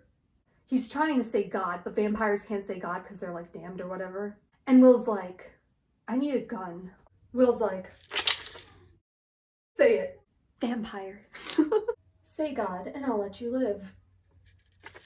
Okay, edgelord. DeQuincy leaps to attack Will. Will shoots but wasn't fast enough, and now DQ's choking Will. Kinky. Tessa sees the pistol on the ground and picks it up, but she's never shot a gun before. Will decides to take a page out of the Tessa's self-defense handbook and bites DeQuincy's arm. Because when vampires try to bite you, you bite them back. Will's like, how do you like getting bit, vampire? DeQuincy goes to attack, but then Tessa shoots him and manages to get his shoulder. Then DeQuincy's like, you will rue this day, and like jumps out the window to escape. Another vampire tries to get Tessa, but then Jem kills him. And that's the last of the vampires. Jem's like, Will, you know what happens when you bite a vampire. Will's like, I had to, he was choking me. Jem goes, I know, but really, Will? Again? This is not the first time. So the Shadowhunters are all healing up, and Tessa's sitting in a daze with unconscious Nate. Will comes up to Tessa after putting some healing runes on Jem, and he's like, wow, I didn't know you knew how to shoot a pistol. Tessa's like, nah, I think it was just Camille's muscle memory or something. And then Will explains that Shadowhunters don't use guns, because putting runes into the bullets then prevents the gunpowder from igniting. Because I knew you were wondering, why don't these guys just use guns? So there, okay? Charlotte comes up and she's like, okay, I got permission to take Nate with us to the Institute. So Nate and Tessa go home with Charlotte and Henry. Then we get a brief scene of Will and Thomas outside the carriage. Remember Thomas exists? Gabriel shows up and he's like, nice work in there, Herondale. Good thing we were there to clean up the mess, or else the plan would have gone up in flames, just like your reputation. Will's like, are you implying the shreds of my reputation are intact? Clearly I'm doing something wrong. Thomas, we must away at once to the nearest brothel. I seek scandal and low companionship. Gabriel's like, is there anything that isn't a joke to you? Haven't you ever had enough? Will's like, oh, I can never get enough. Which, incidentally, is what your sister said to me when... And then Jem's hand shoots out of the carriage and pulls Will inside. Jem's like, Will, what is wrong with you? Why do you have to bait him? Will's like, didn't you hear what he said about you? Because, like, Gabriel, like, called Jem's illness, like, a disability and stuff. Jem's like, I don't care what he says about me. It's what everyone thinks. He just has the nerve to say it. Poor Jem. But yeah, Will had been worried because the phosphor didn't work. And Jem's like, what, you think we wouldn't come in when we saw the whole place go up in flames? Will's like, yeah, and then Tessa freaking refused to leave. Jem's like, yeah, her brother was manacled to a chair. I'm not sure I would have left either. And Will's like, I see you're determined to miss my point. Jem's like, if your point is that there was a pretty girl in the room and it was distracting you, then I think I've taken your point handily. Will's like, you think she's pretty? Jem's like, yes, and so do you. I haven't noticed. Yes, you have, and I've noticed you noticing. And thus the only valid love triangle ever was born. But yeah, Will's glad that Jem looks healthy today, unlike the times when he's so ill that the color just drains out of him, and his silvery eyes look almost white, and he'll get delirious and thrash about, and Will has to hold him down. And then we get this little gem of a paragraph. Get it? Gem. I want to die. You know who is dying? And every time it happened, Will thought that this was it, and Jem was really going to die this time. He sometimes then thought about what he would do afterward, but he couldn't imagine it, any more than he could look back and remember his life before he had come to the Institute. Neither bore thinking about for very long. But then there were other times like this, when he looked at Jem and saw no mark of illness on him, and wondered what it would be like in a world where Jem was not dying. And that did not bear about thinking either. It was a terrible black place in himself that the fear came from, a dark voice he could only silence with anger, risk, and pain. Whew. Why is Jem dying? Why? Meanwhile, Jem's like, you haven't been paying attention to anything I've been saying, have you? Will's like, yeah, I'm gonna get drunk tonight. And Jem's like, no, you're not. You know exactly what's gonna happen when you get back. End of chapter 11. So yeah, we had a bit of a plot twist. Nate's still alive, and Jem's dying. And Thomas is there. Chapter 12. Back at the Institute, Nate regains consciousness, but he's not looking so hot. They take him into one of the Institute's many bedrooms. Henry mentions that he's gonna go call the Silent Brothers. We're gonna be reunited with my king brother. Nate's eyes open for a bit, and Tessa explains that he's in the Institute, he's safe, and the Shadowhunters are gonna help him. And Nate's like, Shadowhunters? The Magister said they were to be feared. And Tessa's like, the Magister? You knew De Quincy? Brother Enoch shows up and Nate's terrified. He's like, De Quincy told me about them. They can kill a man with one thought. Tessie, I don't want to die. Get him away from me. Okay. Brother Enoch just ignores him and he's like, it's interesting, Miss Gray, that you are a downworlder, but your brother isn't. How did that happen? He's like, no, I definitely sense that you're a warlock, but there's still no mark. And he also senses some other power that's not related to her shapeshifting abilities. So he's like, I'm gonna study up on that later. Then Nate's being annoying again, and he's like, does he know where I am? He's gonna kill me. And Tessa's like, De Quincy? He escaped, we don't know where he went. Brother Enoch's like, yo, Tessa, you gotta leave. The vampires gave Nate a drug to sedate him, and he's hallucinating right now, and I gotta heal him before he goes crazy and dies. She doesn't wanna go. Brother Enoch's like, I'll find you once he's better. So she begrudgingly leaves. Are you even a Cassandra Clare protagonist if you don't argue about literally everything and never do as you're told? In the hallway, Tessa like angrily punches a wall. Jem shows up like, ooh, that looks like that hurt. And he asks about Nate and stuff. Jem's like low-key everyone's therapist. He's described as being able to like read people really well, and he's like super empathetic. And he's so even-tempered that he doesn't even get like super angry at will. He just usually gets like exasperated. Tessa's like, I don't know, I'm kind of upset that not even Nate's a downworlder. It feels like I don't even belong with my own family. Jem's like, it would be great if we all knew exactly who we were, but that knowledge doesn't come from outside, it comes from inside. And then he's like, oh, sorry if I sound pretentious.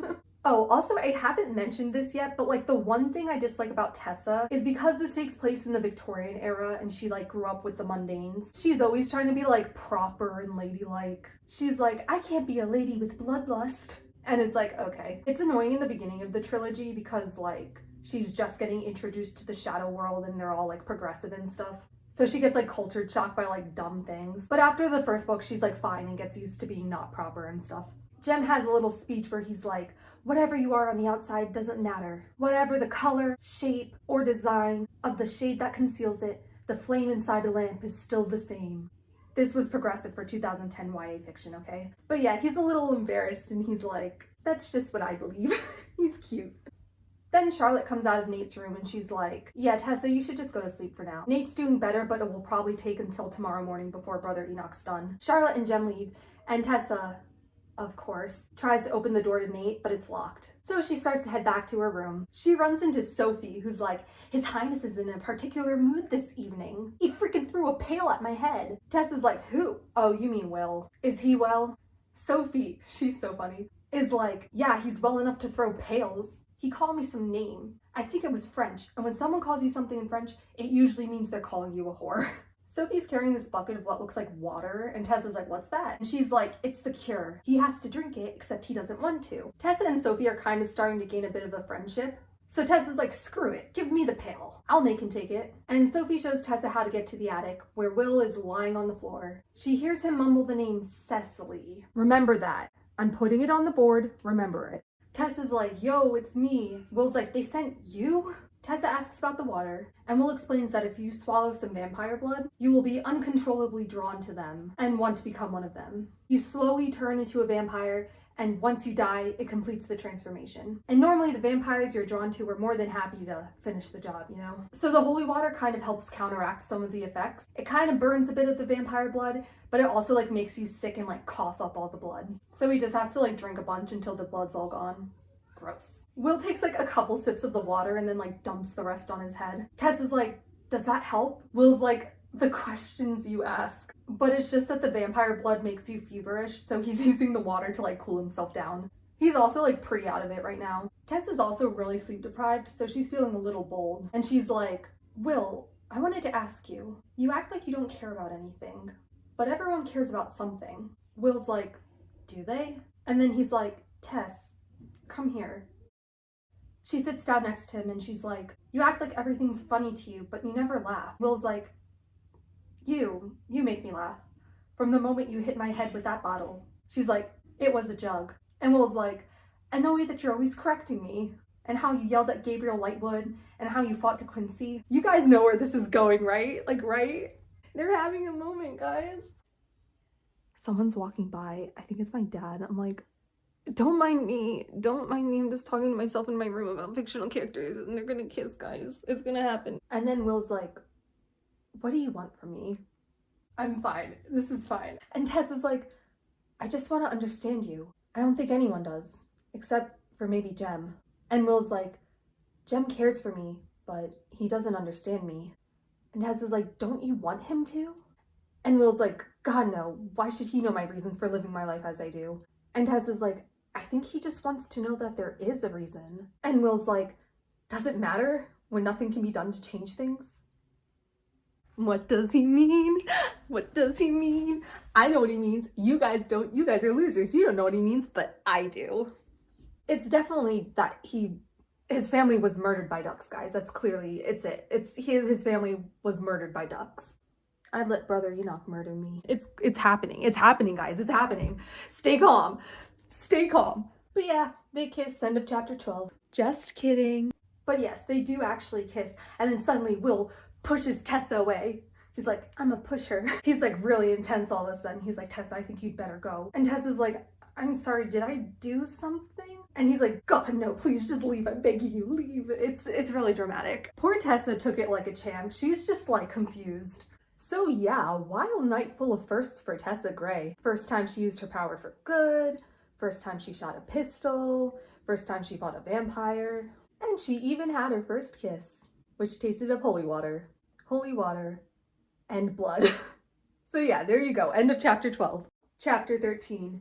We're in for some drama. Tessa slept in all day, and then Sophie woke her up for dinner. He's not better, but he's not worse either. Tessa's still all gross in Camille's bloodied gown, so she gets cleaned up. She remembers what happened with Will, and she's like, oh, you can scrub away blood, but you can't scrub away the memories. Sophie's doing Tessa's hair, and she's like, so, did you get Will to take his medicine? And she sees Tessa's face kind of go like, Sophie's like, listen, I know it's really not my place, but you shouldn't get involved with Will. You shouldn't trust him. He only cares about himself. Tessa's like, he cares about Jem. Sophie's like, no, that's not enough. Tessa's like, so you're saying not to bring my heart over some boy who'll never care about me? And Sophie's suddenly very passionate, like, no, it's all right to love someone who doesn't love you back, as long as they're worth you loving them, as long as they deserve it. Very passionate. And Tessa's like, Sophie, is there someone that you care for? Is it Thomas? Sophie's like, Thomas? Poor Thomas. Tessa's like, it just seems that he likes you, so Sophie's like, no. Tessa's like, is it Will? Did you care for him once? Sophie's like, God, no. And she mentions how her former employer used to go on safaris in Africa, and he once told her that the most poisonous and deadly bugs and snakes would have the most beautiful and bright markings. And that's what Will's like. Sophie's like, he may be handsome, but he has some dark secret, the kind that eats you up inside. You mark my words. I will, Sophie. I will. Because she knows what's up. Tessa goes to see Nate, who's still unconscious, and Jessamine's there reading a book to him, even though he's unconscious. Jesse's like, is he married? He doesn't have a girl back home, right? Tessa's like, no, and he's literally passed out. Now's not the time to be discussing this. Jesse's like, he'll wake up eventually. And no, I'm the one who nursed him back to health. He doesn't have any money, Jesse. I have enough money for the both of us. I just need someone to take me away from this horrible place. You know that. Then Jesse tells Tessa that Charlotte wants her in the drawing room. So Tessa leaves and reaches the drawing room, but she hears some yelling through the door. Will's annoyed that Nate's staying at the Institute. Jem's like, well, he probably knows some information about the Magister, and also only the Silent Brothers can heal what he has, so he's staying here. Will's like, we can just have Brother Enoch rummage through his mind to get the information. Charlotte's like, you know doing that to a mundane can harm their mind, especially because he's ill right now. Will's like, who cares? He probably didn't have much of a mind to begin with anyways. Now, Jem's actually pretty angry by his standards. He's like, I don't know what's driving this mood of yours, Will, but it does you no credit. Charlotte's like, I know what this is. Will's like, you do? Charlotte's like, it's because you're upset with how the plan went last night. DeQuincy escaped, Camille went into hiding, and now Magnus is angry because he can't find Camille. So we lost our best informant and our best warlock. Will's like, maybe I'm upset since my plan got screwed, since its success was dependent upon one of Henry's dumb inventions. If you just admit that your husband is a useless fool, we'd be a lot better off. Wow. Bad Will. Jem's just like, Will? But Charlotte's like, Henry is a good, kind man. He's known you since you were a boy. He loves you and considers you like his own younger brother. As do I. All I've ever done is love you, Will. And then Will's like, yes, and I wish you wouldn't. God, Will. Oh my God. I swear there's development. There's a reason, guys. Charlotte literally looks like a kicked puppy. She's like, you don't mean that, Will. Will's like, I mean everything I say, especially when I say that we should just rummage through Nate's mind while we can. And then at this point, Tessa's heard enough, and she bursts into the room. Tessa's like, no, you're not going through Nate's mind. Charlotte's like, of course, we're gonna let him heal and then we'll talk with him. Will's like, but what if it takes months for him to heal? We don't have months. Jem tries to explain to Tessa the situation. He's like, we're just worried because De Quincey's note said he's planning on a war between Shadowhunters and Downworlders, using those clockwork creatures he was building. And we don't know where he is, and we need to find him before all of that can happen. Tessa's like, well, I'm not a Shadowhunter. This isn't my fight. Charlotte's like, Tessa, we trust you, and we need you to trust us a little too. And Tessa starts going off. She's like, no, I don't need to trust you. You wanted to use me the second I got here, just like the Dark Sisters did. You didn't care how dangerous the mission was. You act as if I have some responsibility to your law. But it's your world, and you're the ones meant to govern it. It's not my fault if you're doing a terrible job. Now, Tessa's trying to hurt Will, but like, that comment really hurt Charlotte. Charlotte literally looks like she hasn't slept in days. She probably hasn't. But the words are coming out like a flood now, and Tessa keeps going. She's like, all your talk about Downworlders and how you don't hate them, that's all nothing. Just words, you don't mean them. You don't care about Downworlders, and maybe you'd do a better job of protecting Mundanes if you didn't hate them so much. And she's like, stay away from my brother, and don't follow me. And she leaves. And then she's like, shoot, where do I go? So she goes outside and sits on the big front steps of the Institute. Then she hears behind her, I know what you're thinking. If they call this damp nastiness summer, what must winter be like? And it's Jem. He's like, I know you said not to follow you, but I was hoping you just meant Will. And Tessa's like, yeah, I did. Also, Tessa's like, I shouldn't have shouted like that. And Jem's like, no, you were right for what you said. Because you know what? She kind of was. She's like, I didn't mean to hurt Charlotte. And Jem's like, well, she's very sensitive about how she runs the Institute. As a woman, she has to fight hard to be heard.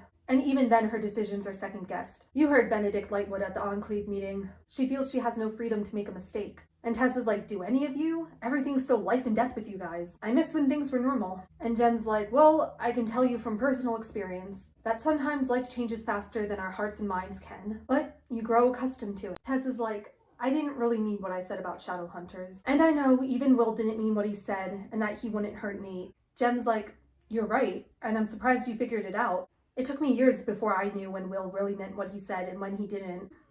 I'm reading from the book right now. Tessa's like, so you don't ever get angry at him? Jem laughs and says, I would hardly say that. Sometimes I want to strangle him. How on earth do you prevent yourself?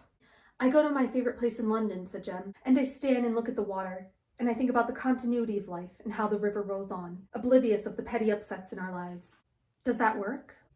Not really, but after that I think about how I could kill him while he slept if I really wanted to, and then I feel better. And then Tessa asks where Jem's favorite place is that he mentioned, and he's like, I'll show you. So off they go. End of chapter 13. I don't know why I said it like that. Chapter 14. So Jem takes Tessa to Blackfriars Bridge, which is his favorite place in London, to just watch the Thames River. Thames? I don't know how to pronounce it, and at this point I'm too afraid to ask. Tessa quotes a little line of poetry about the river, which normally she'd feel embarrassed about, but around Jem she feels like she can say anything and he won't judge her, so. And Jem's like, oh, I think I heard that line of poetry from Will before. Because apparently Will's like always reading and he has like a really good memory. He should read a book on how to be nice. Tessa's like, you're really fond of Will, huh? And Jem's like, I love him. As if he were my own brother. Okay. And Tessa's like, well, that night that he pretended to be out drinking, he clearly had been lying, but why? And Jem's like, ah yes, the mystery of Will Herondale. I wanted to know too, so one night, when he said he had plans for a wild evening, I followed him. And he just walked around London all night and didn't talk to anyone. It was like following a ghost. And the next morning, he just had all these fake, scandalous tales of his night. And I just never demanded the truth. If he wants to lie to me, he must have a reason. And Tessa's like, but how can you trust him if he lies to you? And Jem's like, well, his lies are consistent. He always invents the story that makes him look the worst. It's gotta be sleep deprivation. It makes so much sense. That's why he's like this, because he's always just out walking all night and he's sleep deprived. Crack the code. And Tessa's like, well, did he tell you about his parents? She's so nosy, but so am I, so. And Jem's like, well, I only know bits and pieces of what I've heard from Charlotte. So Will's dad fell in love with a mundane, and the Shadowhunters said she couldn't join them, so he left the Nephilim to be with her, and they moved to like a rural part of Wales. And when you leave the Nephilim, there's 3 rules. You can't talk to your Shadowhunter friends or family anymore, you can't ask for help from the Clave, and they can still claim your children, because Shadowhunter blood is dominant. So every 6 years until your kid is 18, someone will come knocking on your door and ask if they want to join the Shadowhunters. So yeah, Will had refused twice, and then one day there was a knock at the door at the London Institute, and Charlotte opened the door to see 12-year-old Will, who looked like he had literally traveled there himself all the way from Wales. And Will said, "I'm a Shadowhunter. I have nowhere else to go. You have to let me in." And so she did.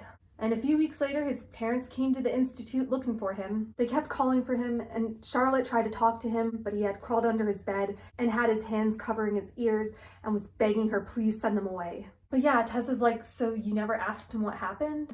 And Jem's like, it's probably why he tolerates me so much, because I never ask him why. And then Tessa asks Jem about how he came to the Institute. He doesn't exactly give like the whole story, but like he says his parents were murdered by a demon, and everyone said it would be safer for Jem to leave Shanghai in case the demon came after him. And Jem's like, yeah, I came to England because my father was British, so I thought I would feel more at home here than in the Idris where my parents had never lived. And Idris is like the home country of the Shadowhunters. It's like in the middle of Europe, and it's surrounded by wards, so humans can't get in. And he's like, I came to like it now, but originally I hated London. Shadowhunters just see me as a Shadowhunter, but mundanes here look at me and see someone who's not entirely foreign, but not quite like them either. Tessa says, half one thing and half another, just like me. But at least you know you're human. And Jem says, as are you, in all the ways that matter. Damn, Jem coming through with the smooth lines. They start to head home, but there's these 2 people blocking the bridge. And it's weird because normally the bridge is empty at this time at night. Jem's like, excuse me, and they turn. And it's Miranda and the bug-eyed coachman. Back for round 2. Miranda's like, the Magister declares war and revenge on the Shadowhunters. You killed his people, blah, blah. Oh, they also say that the Magister wants Tessa and that he's gonna come get her. Jem has this fancy jade-headed cane, and he like swings it up and like a blade shoots out. And he stabs the coachman, but the coachman's like an automaton, so he's like fine. And then a fight breaks out. Their movements are jerky, but they're like pretty fast. Tessa doesn't have anything to swing, but she kind of like dodges Miranda, who like impales herself on the parapet of the bridge. So like close enough. So they defeat Miranda and the coachman, but then they look to the other side of the bridge, and a dozen automatons are just like running to fight them. They don't look as detailed as the Miranda and coachman ones. They just have like smooth skin over where their face is and no facial features. Like they were just made to do some fighting, you know, not look pretty. So Jem takes Tessa's hand and he's like, run. I wish I could play that vine without getting copyrighted. So they're running to get back to the Institute, but Jem's like slowing down. Normally Shadowhunters are able to run for like miles without breaking a sweat, but Tessa notices that Jem's like not looking so hot, and he also seems like he's in pain. They reach the Institute and close the giant doors, the automatons like right on their heels. The automatons are like reaching through the gates trying to grab them and like break the lock. Oh my god, why are you falling? Because she's falling for Jem. At this point, Tessa's like practically half dragging Jem, trying to get him up the front steps to the front doors of the Institute. But he can't do it, and he's like, Tessa, just go. He collapses and his eyes go like completely white. But Tessa knows that you have to have Shadowhunter blood to be able to open the doors to the Institute, and she can't get in, so she just pulls the doorbell and like pounds her fists on the door. She's like, let me in! The automatons then manage to break the gate and burst inside. The seeming like leader of the group gets up to Jem and like puts its hands on him. Tessa picks up Jem's cane and is like, get away from him! Swing count number 4. This next part always cracks me up. I don't know why. This faceless robot that's touching Jem just like looks over at Tessa and like waves its hand that's like covered in Jem's blood and then yeets itself out. Like it just does like an NPC wave and it's like, bye! I don't even know. Like what? That will be relevant later. I'm not even joking. The automatons are described as being like really grotesque and just close enough to humans to fall in like the uncanny valley. And she mentions how their flesh was like peeling back from their fingers as they were clawing at the gates and stuff. Like she wrote all of these beautifully disgusting descriptions of them. And if I saw one in real life, like I'd be terrified. But reading the book, I'm just like, haha, funny robot waves. Tessa tries to fight the other automatons. She like whacks one with Jem's cane, but it just like pulls the cane out of her hands and breaks it over its knee. I wish Brother Enoch would do that with me. She tries to run away, but the automaton grabs her, and then a metal disc whizzes by and embeds itself in the automaton's chest. Charlotte has arrived to save the day! And Henry. And Will. They manage to kill most of the automatons, but the last couple run away. And then Will's like shouting, what happened? Are you hurt? Where's Jem? And Tessa's like, I'm fine, Jem collapsed. And Will's face goes white, and he calls for Thomas, and they carry Jem inside. Cassandra Clare loves ending her chapters on a dramatic line, so let me... So Tessa's looking at the courtyard. The destroyed clockwork creatures lay in shattered pieces about the courtyard. The ground was slick with viscous fluid. The gates hung open. And the moon shone blankly down on everything, just as it had shone down on her and Jem on the bridge when he had told her she was human. It's so dramatic. I love it. End of chapter 14. So, chapter 15. Everyone has gone to heal up and stuff after the fight, leaving Tessa kind of in shock and feeling guilty that because of her, Jem had taken her to the bridge, and then the automaton showed up, and then Jem got injured and collapsed. Sophie shows up and she's like, Tessa, you're bleeding. Tessa's like, huh? Because she hit her head on the steps during the fight and got like a little beat up, but she didn't even realize she was hurt because she was too busy being stressed. Relatable. So Sophie's like, come on, let's get you fixed up. So they go to the drawing room, Charlotte and Henry show up, and Thomas comes and is like, yeah, Jem lost some blood, but Will's giving him an Eratzi, which is like the healing rune. If you hear me say Erats instead of Eratzi, or you heard me say phosphor instead of phosphor, no you didn't. No, you didn't hear that. I pronounce everything correctly. And Sophie's like, did Jem take his medicine? And it's at this point that I realized, like, oh, Sophie's in love with Jem. Tessa doesn't quite pick up on it yet. Just give her a minute. But yeah, Thomas keeps looking over at Sophie. And it's like, poor boy, she doesn't even realize he's in love with her. This whole situation is so messy. I love it. But yeah, Tessa explains what happened. And Henry's like, yeah, I looked at the remains of some of the automatons in the courtyard. They're sturdier, deadlier, and better at fighting than Miranda was. But they don't look human enough to go out in public without causing a commotion. So I think that's why they waited until now to attack. So they decide for now it's just better for Tessa to stay in the Institute, since the Magister wants her. Then Will shows up and looks at Tessa and he's like, Jem wants to talk to you. And Charlotte's like, is he okay? Will kind of glances over at Sophie and he's like, he's awake and talking. He knows Sophie likes Jem. Tessa's like, are you sure he's well enough to? And Will's like, Jem said he wants to talk to you, so you're gonna go to Jem and talk to him. Where Will is concerned, what Jem wants, Jem gets. I love him. So Tessa goes to Jem's room and he's like super pale and looks really ill. Will puts on a big smile and is like, I brought her, Jem, just like you asked. Tessa's like, I'm sorry, Jem, if it weren't for me, you wouldn't have been hurt. And Jem's like, no, I wasn't hurt. And Will's like, James. And Jem's like, William. I love them. She should know or she'll think it's her fault. If you don't like it, you can leave. And Will leaves. And Jem says, I just think you might as well have the truth. Concealing it rarely helps anything. He looked toward the door for a moment, as if his words were half meant for the absent Will. He just wants Will to open up to him. It's so sad. I'm sorry, from here on out, it's just like fangirl city, so you're just gonna have to deal with it.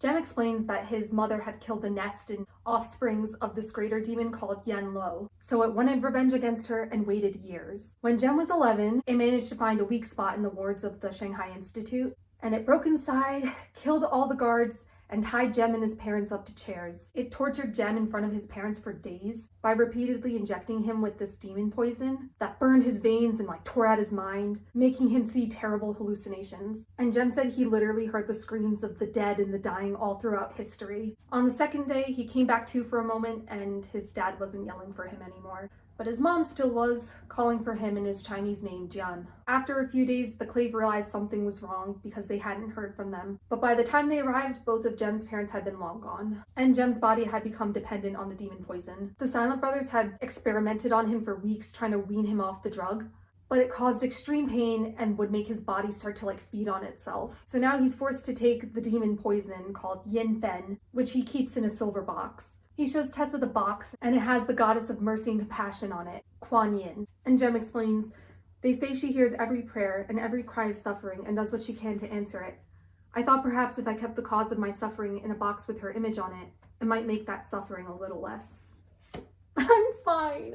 So the yin fen is like this silvery powder, and it's what turned Jem's hair and eyes silver. Taking too little of the yin fen makes him really weak, but taking too much speeds up his death. So he takes the bare minimum every day just to survive, but he takes more before fights so then he has enough energy and doesn't collapse. He didn't take any today though, so when he suddenly had to fight and run and stuff, he wasn't strong enough. And Tessa's like, but if the drug is slowly killing you and you have to take more to fight, then why do you still fight? The others would understand if you didn't. And Jem's like, being a shadow hunter is what I am, not just what I do. There's more to life than just not dying. It was at this point that I knew Jem was gonna break my heart. Honestly, I don't even care what Will's backstory is, because if Jem can go through all of that and still be a good person, then Will has no excuses. I can't tell you the number of people who like hated Will after the first book, and then after the second and third book, they're like, suddenly Will Herondale is the love of my life. He plagues my thoughts and hopes and dreams. I don't care if you're a straight guy watching this, you're gonna be in love with Will Herondale. I definitely am, even though he's a fake fictional character. It's because he was written by a woman, you know? But yeah, he used to look for a cure, and then eventually he stopped and he asked Will and all the others to stop looking too. Because he's like, I'm not this drug or its hold on me. My life is about more than that. However and whenever it ends. Tessa's like, well, I don't want you to die. I don't know why I feel it so strongly. I just met you, but I don't want you to die. And Jem's like, and I trust you. I don't know why. I just met you, but I do. Flirting 101. Tell him you don't want him to die. Will shows up then and he's like, well, this is all very touching. Time to play. Is Will jealous of Jem or Tessa? Tessa doesn't want to tire Jem out when he should be resting, so she gets up to leave. And then Jem gave her a wistful look. Must you go? I was rather hoping you'd stay and be a ministering angel, but if you must go, you must. I'll stay, Will said a bit crossly, and threw himself down in the armchair Tessa had just vacated. So he's jealous of Tessa. He's like, my Jem, mine. I can minister angelically, none too convincingly. And you're not as pretty to look at as Tessa is, Jem said. How rude. Many who have gazed upon me have compared the experience to gazing at the radiance of the sun. And Jem's like, if they mean it gives you a headache, they aren't wrong. Will's like, besides, Tessa should go see her brother. She hasn't seen him since this morning. And Jem's like, oh, I nearly forgot. And Tessa's like, shoot, so did I. So she goes, and Sophie's right outside the door. She's like, is Jem okay? Not Mr. Carstairs, not Master Jem, just Jem. And Tessa's like, oh, of course, it's Jem. She's in love with Jem. She was talking about Jem when she said that it's okay to love someone who doesn't love you back as long as they deserve it. Tessa's like, how could she have been so blind? How strange to have the power to literally transform yourself into other people and yet be so unable to put yourself in their place. Word. Tessa checks in on Nate, still unconscious, and Jessie's still in the armchair and she's asleep. So Tessa goes back to her room, falls asleep, and then she's woken up the next morning by Sophie because Nate has gone missing. End of chapter 15. So, chapter 16. I'm just apologizing in advance because these last few chapters are going to be pretty hefty because there's a lot of plot going on. We're reaching like end game and like there's like a lot of character moments and stuff too. So I have to include those. But yes, Tessa and literally everyone else in the Institute are looking for Nate.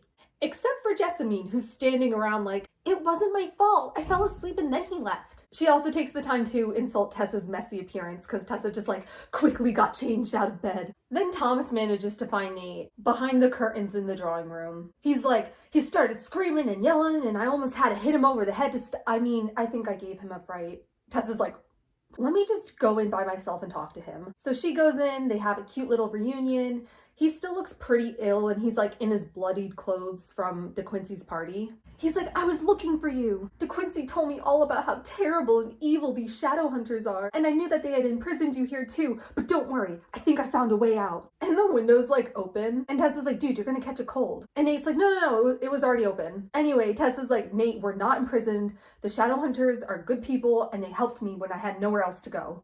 Nate's like, well, we do have somewhere else to go. After all this is over, can't we just forget this ever happened and go back home to New York and live normal lives?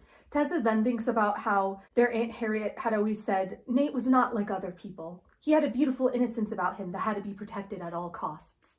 Okay. And Tessa had tried. She and her aunt had hidden Nate's own weaknesses from him, the consequences of his own flaws and failings. Aunt Harriet had to do all this extra work to make up for the money he lost gambling, and Tessa used to get bullied by the other kids because her brother was a drunk. So they would hide the truth from Nate to keep him from being hurt. But he had been hurt anyway, Tessa thought. Maybe Jem was right. maybe the truth was always best. Tessa does miss her old life, and she still feels wary about not being completely human, but she's finally accepted that there's no going back and she can't ignore the truth anymore. She's like, there's nothing left in New York for us, Nate, and we can't live normal lives because we're not normal. And he's like, so it's true? You have powers?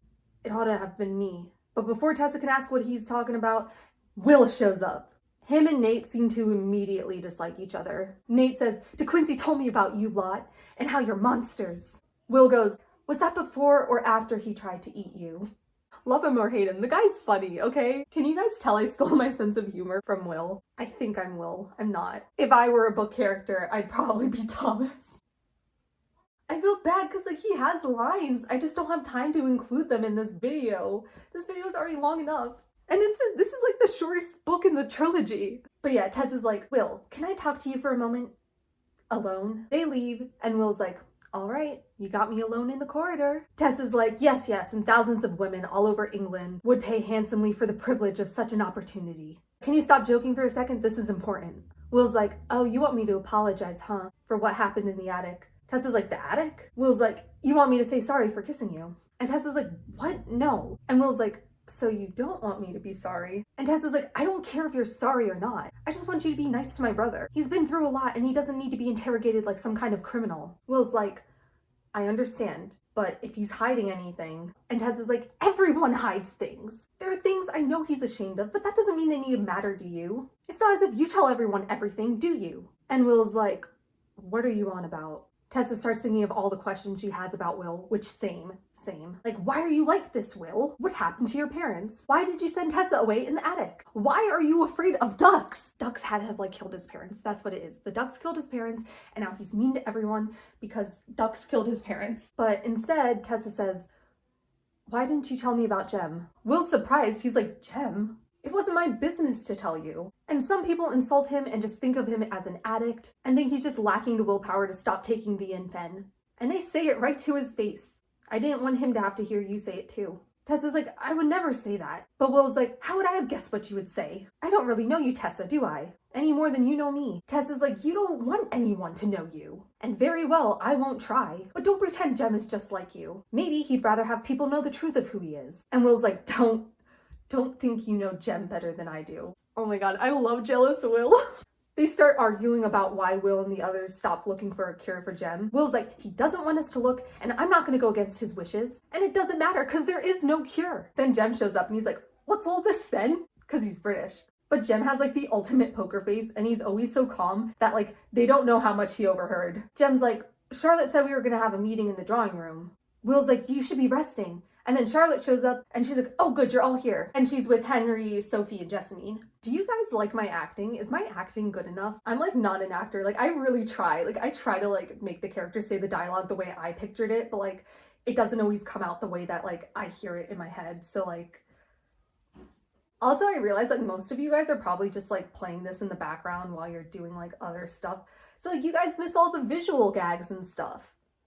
And my pretty face. So inside the drawing room, they start the meeting. Charlotte's like, yeah, Mortmain told us all about you, Nate. And also that you knew he was a part of the Pandemonium Club before you even came to London. Nate's reluctant to talk, but they finally convince him to share what he knows. Back home in New York, he was in debt after gambling. He went through his late mother's jewelry box to try to find some jewelry to sell. And he found a false bottom in the jewelry box. And inside were some of the torn out pages of his mother's diary. And so he learned all about Mortmain from when her husband, their dad, worked for him. So shortly after working for Mortmain, their dad, Richard, realized that something was up and he confronted Mortmain about it. Mortmain told him about the Pandemonium Club and he said, come to a meeting with me and bring your wife. Their dad did not want to bring their mom, but he was a new employee. He wanted to please Mortmain, so he was like, fine. And they went. They kept going to the meetings. Their mom absolutely hated it. Then something happened that wasn't written in the diary pages, but they secretly left London to go to New York under the cover of night, and Nate doesn't know why or what happened. Along with the diary pages, there was also like evidence of Mortmain working with the Pandemonium Club and stuff. And Nate knew he was super rich, so he sent a letter to Mortmain being like, yo, I'm Richard Grey's son, hire me. And he did. Once Nate came to London, he blackmailed Mortmain and said, take me to the Pandemonium Club and make me rich, or I'm going to take all this evidence to the press. So Nate went to the meetings with Mortmain, really liked it, and he met DeQuincy there, who had already known his parents and knew that one of their kids had some powers. Nate was clearly a human, so DeQuincy knew that his sibling must be the one with the power. So he forced Nate to write that letter to Tessa to tell her to come to London. Nate's like, he said if I didn't, he would kill me. But he promised he wouldn't hurt you, Tessa, that he just wanted to train you and make you wealthy. Will's like, yeah, because it's not as if there's more important things than wealth. But Jessamine's like, it's not Nate's fault. DeQuincy would have killed Nate and found Tessa anyways. Will's like, right, that's your objective opinion. And it has nothing to do with the fact that you've been drooling over Tessa's brother since he got here. Now Tessa knows that Nate's innocence is really just him being childish and immature, and that as her older brother, he should have been the one to protect her. But instead, she was always the one protecting him. She still loves Nate though, so she's like, Jessamine's right. And they keep discussing what Nate knows. Nate confirms that DeQuincy is the Magister, and that he wanted to make the army because the Angel Raziel just made the Shadowhunters like so OP that like no living creature can kill them. So what if there was a creature who wasn't living? Will's like, yeah, we know all about those clockwork creatures. Some of them even attacked your sister last night. Fortunately, us Shadowhunter monsters were there to save her. And Jem mutters, not that she was doing too badly herself. Why would you ever love Will when Jem's right there? You'd have to be freaking stupid. It's me. I'm stupid. Remember that binding spell that Magnus was talking about? Henry says that the automatons he looked at in the courtyard were mechanical and programmed to just follow some simple tasks. They didn't have free will yet, so Henry thinks DeQuincy hasn't figured out how to do the binding spell yet. I just realized I don't have like a photo to point for the automatons, so haha, funny robot waves. Automatons. Nate's like, oh, DeQuincy talked about that.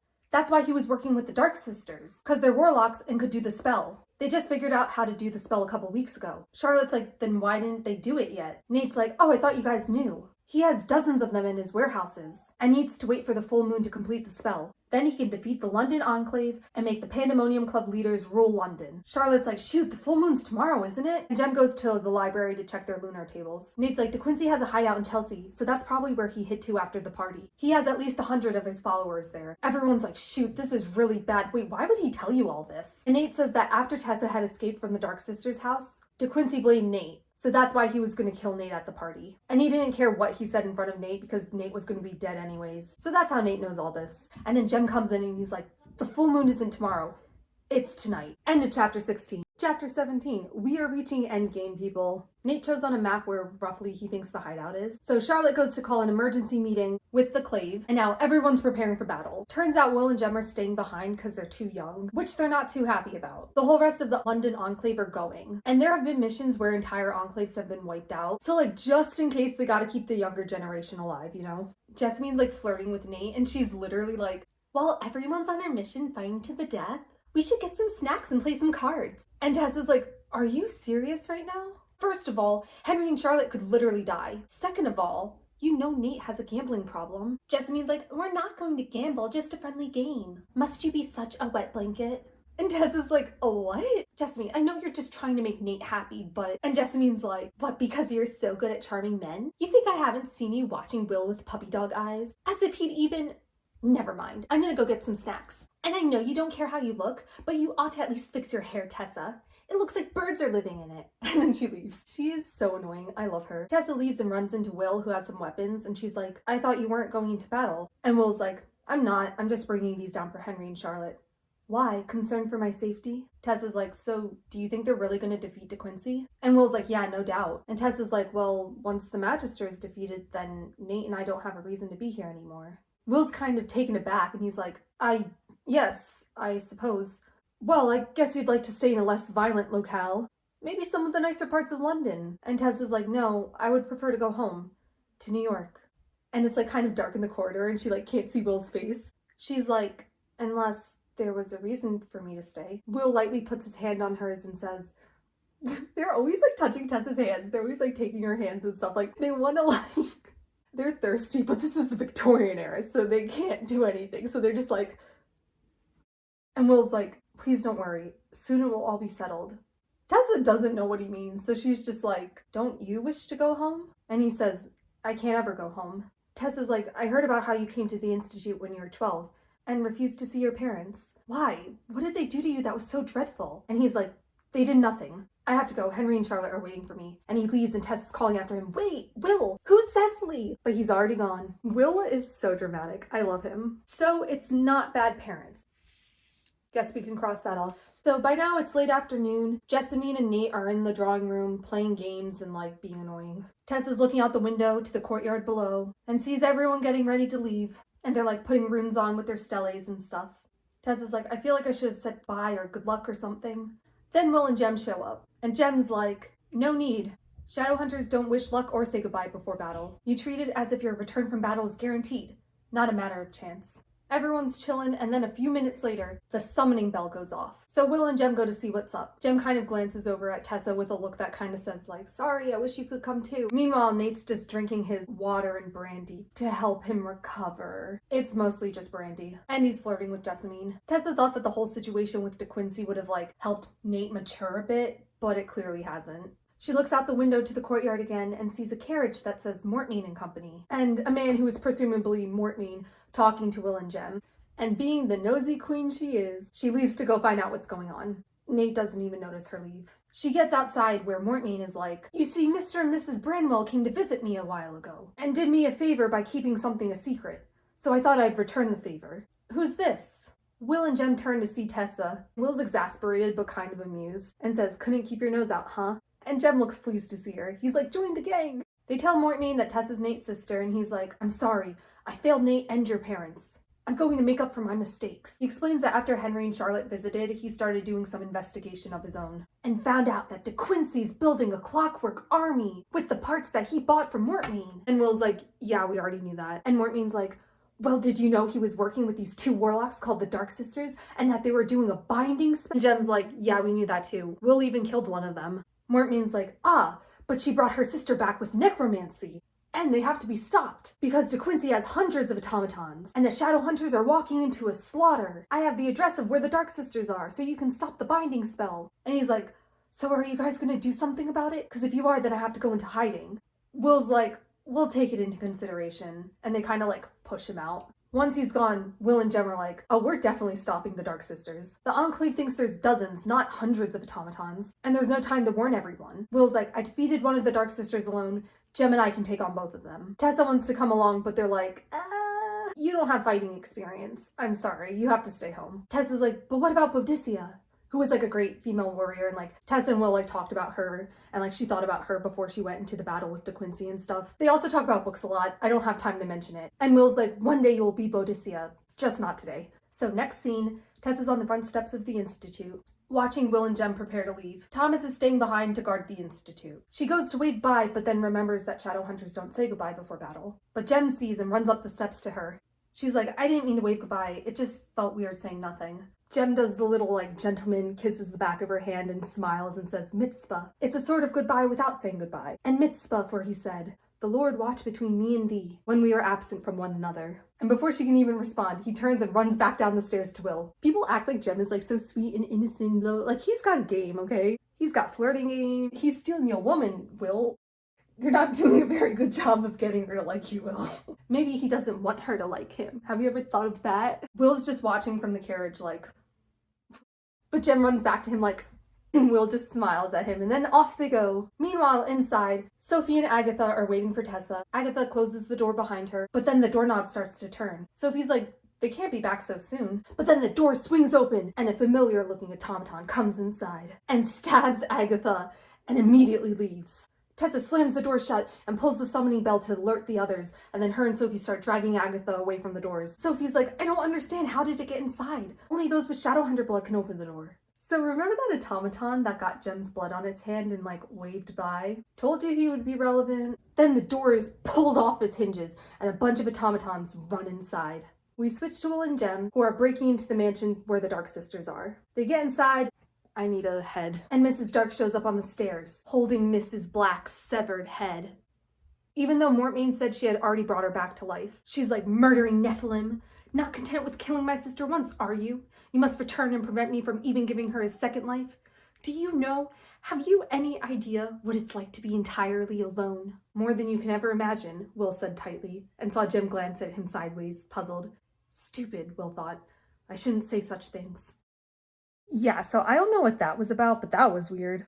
Just kidding, I know, you don't. Haha, losers, you don't. But yeah, Mrs. Dark is All this for just a little necromancy? And Jem's like, and the demon binding spell. We know your plan, and the Enclave is on their way to defeat the Magister, De Quincy, as we speak. And Mrs. Dark is like, what? That stupid vampire? You idiots! End of chapter 17. So, what are we thinking? Do you think De Quincy might not be the Magister?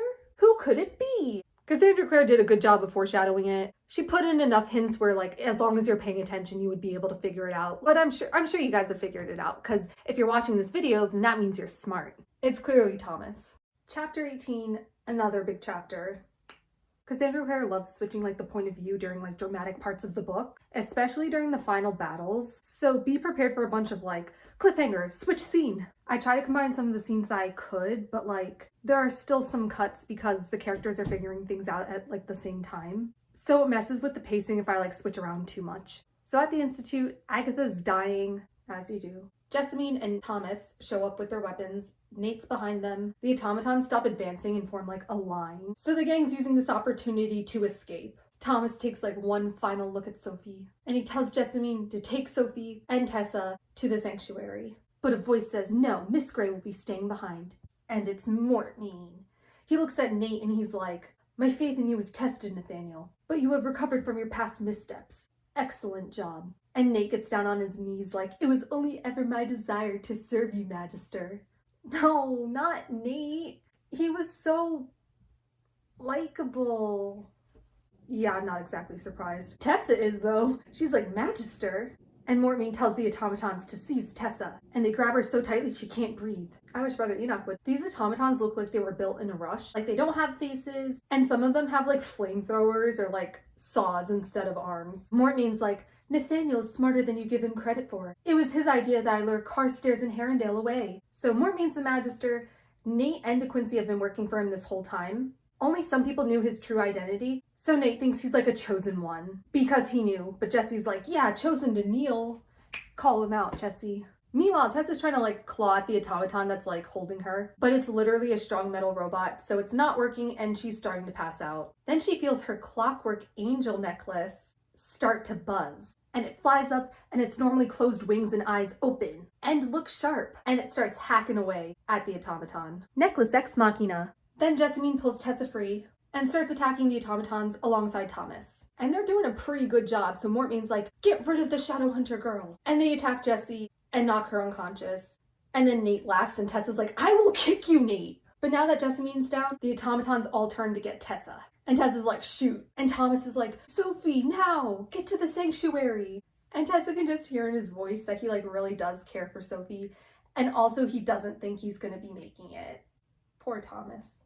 Tessa doesn't want to run like a coward, but she knows her and Sophie can't fight. So she does the smart thing, grabs Sophie's hand, and they run. We switch to Will's point of view. I love getting Will's point of view and seeing how he thinks and stuff. So Mrs. Dark is laughing at Will and Jem like, you idiots, De Quincy isn't the Magister. The fact that you didn't figure that out proves that you don't know what you're up against. Oh, I mean Mrs. Black's head. And she throws Mrs. Black's head at Will as a distraction and runs. She's like, this is empty, yeet. Oh my god. Are you okay, Pingu? I am so sorry, Pingu. Will, of course, is like, oh, I think I'm gonna be sick. And Jem's like, we don't have time to be sick. Come on. They chase Mrs. Dark and run into this big room with a pentagram on the floor and all of these spell materials for necromancy, but not a binding spell. So they know something's wrong. Jem sees a cat in a cage among the spell materials. He's like, Will, look. And Will's like, James, it's a cat. We have bigger things to worry about. But Jem's already on his way to get the cat. He's so cute. Then the cat hisses at something, and they realize that what they thought was a stone statue in the middle of the room is actually a demon, and also Mrs. Dark. Will immediately throws a seraph blade at her, but she's protected in the pentagram, so it just bounces off this like invisible barrier. Mrs. Dark starts going on her villainous monologue. Turns out her sister Mrs. Black is a warlock, but she herself is an Eidolon demon? Eidolon?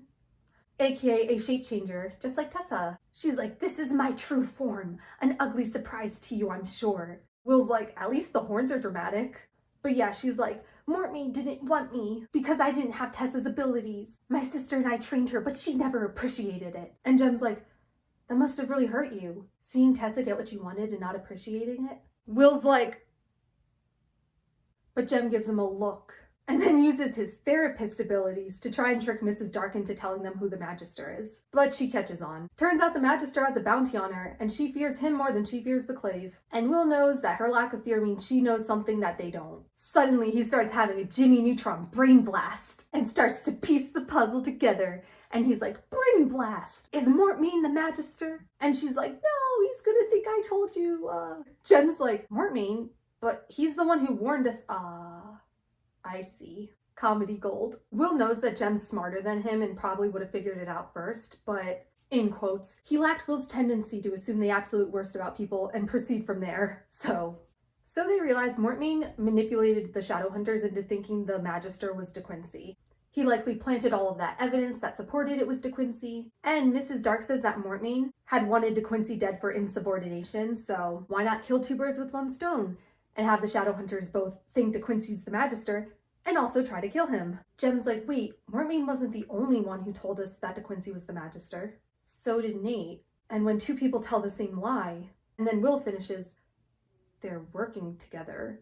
They're dying to sprint away, but they know they gotta get more information. They realize that Nate's De Quincey hideout story must have been a distraction for the Clave.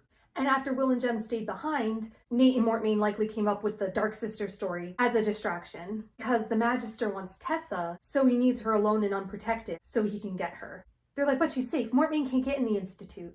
And they get Mrs. Dark to tell them that Mortmain once told her of a plan he had to paint the hand of an automaton with Shadowhunter blood so it could turn the door. Jem realizes and is like, Will, my blood. And they look at each other for a second and then bolt to leave because Tessa's in danger. Oh no. Before they can leave, the room goes up in blue-green flames because Mrs. Dark's like, you guys know too much. I'm gonna kill you and then the Magister will forgive me. But they can't fight her because she's shielded by the pentagram. Jem's like, Will, cut it down. And because it's Jem, Will knows what he means and throws a blade to cut the chandelier above Mrs. Dark and it falls on her and kills her. Hopefully for good this time. They run out, Jem grabbing the cat on the way out. We cut to Tessa and Sophie who reach the sanctuary. Sophie, in her panic, forgot the key, runs to go get it. Then Nate shows up to goad and be annoying. He starts going off on his brilliant plan and basically everything that Will and Jem just figured out. Turns out that Mortmain had hired Nate because he knew that one of Richard Grey's kids had a power. Nate did get turned over to De Quincey once Tessa escaped the Dark House, and then once he came back to the Institute, he realized he could have a chance to regain Mortmain's favor. Remember how the window was open when he was hiding behind the curtains? He was actually contacting Mortmain. He thinks he's Mortmain's disciple, and Tessa's like, you're so stupid. He's just using you and is gonna throw you away once he's done. He's not gonna actually give you power. It's why you're an awful gambler. You're such a liar yourself, would never know when you're being lied to. Aunt Harriet said, and then Nate's like, Aunt Harriet, so unfortunate how she died. Didn't you think it was weird that I sent you a box of chocolates as a gift from London? Something I knew you wouldn't eat? Remember how I mentioned at the beginning that Tessa hates chocolate? It was a throwaway line, but I include everything for a reason, guys. So yeah, in case you thought there was any way that Nate could be redeemable, it's implied that he sent a box of poisoned chocolates to kill Aunt Harriet, so then Tessa would have nothing left for her in New York and be willing to move to London. Nate's like, you and Aunt Harriet thought that I would never make anything of myself. But look at me now. And Tessa's like, I'm not proud of you. I'm ashamed to be related to you. And as the final nail in the coffin, Nate's like, no, you're not even human. You're something. I have no sister. Hoo boy. Tessa notices something creeping up behind Nate, but she forces herself to keep her eyes on Nate. And then there's a clank, and he's knocked out on the floor. Turns out it was Jessamine, and she knocked him over the head with a lamp. She also got a copy of the Tessa Gray Self-Defense Handbook. She looks really beat up, but she's alive. Sophie comes back with the key, and they all go into the sanctuary. Quick, scene switch. Jem's point of view. Will and Jem are running back to the carriage. Jem's feeling like really exhausted, even though he took a bunch of the drug before they left. Normally he'd feel really anxious about that, but he puts it aside because they gotta get back. Suddenly Will pulls out a knife, and he's like, I need a knife. Will pulls out a knife, and he's like, a single horse is faster than a carriage, and books it to the horses. Jem's like, what are you doing with that knife? Please tell me you're not going to do what I suspect you're going to do, William. This is just like that vine. Jem's like, let me see what you have there. Will's like, a knife! And Jem's like, no! So Will cuts off the harnesses off one of the horses and hops on. He's like, besides, someone has to take care of the cat. And off he goes in the blink of an eye. End of chapter 18. Chapter 19. This is the big battle chapter, so it's going to be the length of 2 chapters. I'm sorry, I tried to condense it down more. I couldn't. You're already this far, just enjoy it. So we got Tessa's point of view in the sanctuary with Sophie and Jessamine. We find out that Jessamine basically just left Thomas to fight the automatons alone and basically left him for dead, even though Jessamine is a shadow hunter and Thomas is just a mundane. But instead of blaming herself for Thomas's death, she blames Tessa for existing and for Mortmain wanting her. And Charlotte for not kicking Tessa out of the Institute. I forgot she did that. Why do you guys have to do bad things and then make me feel awkward when I'm like, I love them? Sophie is ready to fight Jessamine. We didn't get a lot of Sophie in this video. We'll see more of her in the next book though. She's so cute and quiet, but when she gets angry, she'll like roast you and curse you out like a sailor. Then they hear Will calling for them outside the door, and he says that Mortmain's gone and it's safe to come out now. Tessa and Sophie realize something's wrong. And they're like, wait, but Jessamine already opened the door. And in comes Mortmain, the clockwork creatures, and Nate. Mortmain tells Nate to get the object he needs from the weapons room. But get what, Mortmain? Get what? Mortmain then tells Sophie and Jessie to leave. But Sophie's like, not without Tessa, because they're friends now and it's cute. Mortmain's like, very well, kill them. And 2 automatons go to kill Sophie and Jessie. They're like choking them, and Tessa's like, please. And Mortmain says, promise me you won't run, and I'll let them live. So she gives her word. Sophie and Jessamine are escorted out the room, leaving Tessa and Mortmain alone. Scene switch!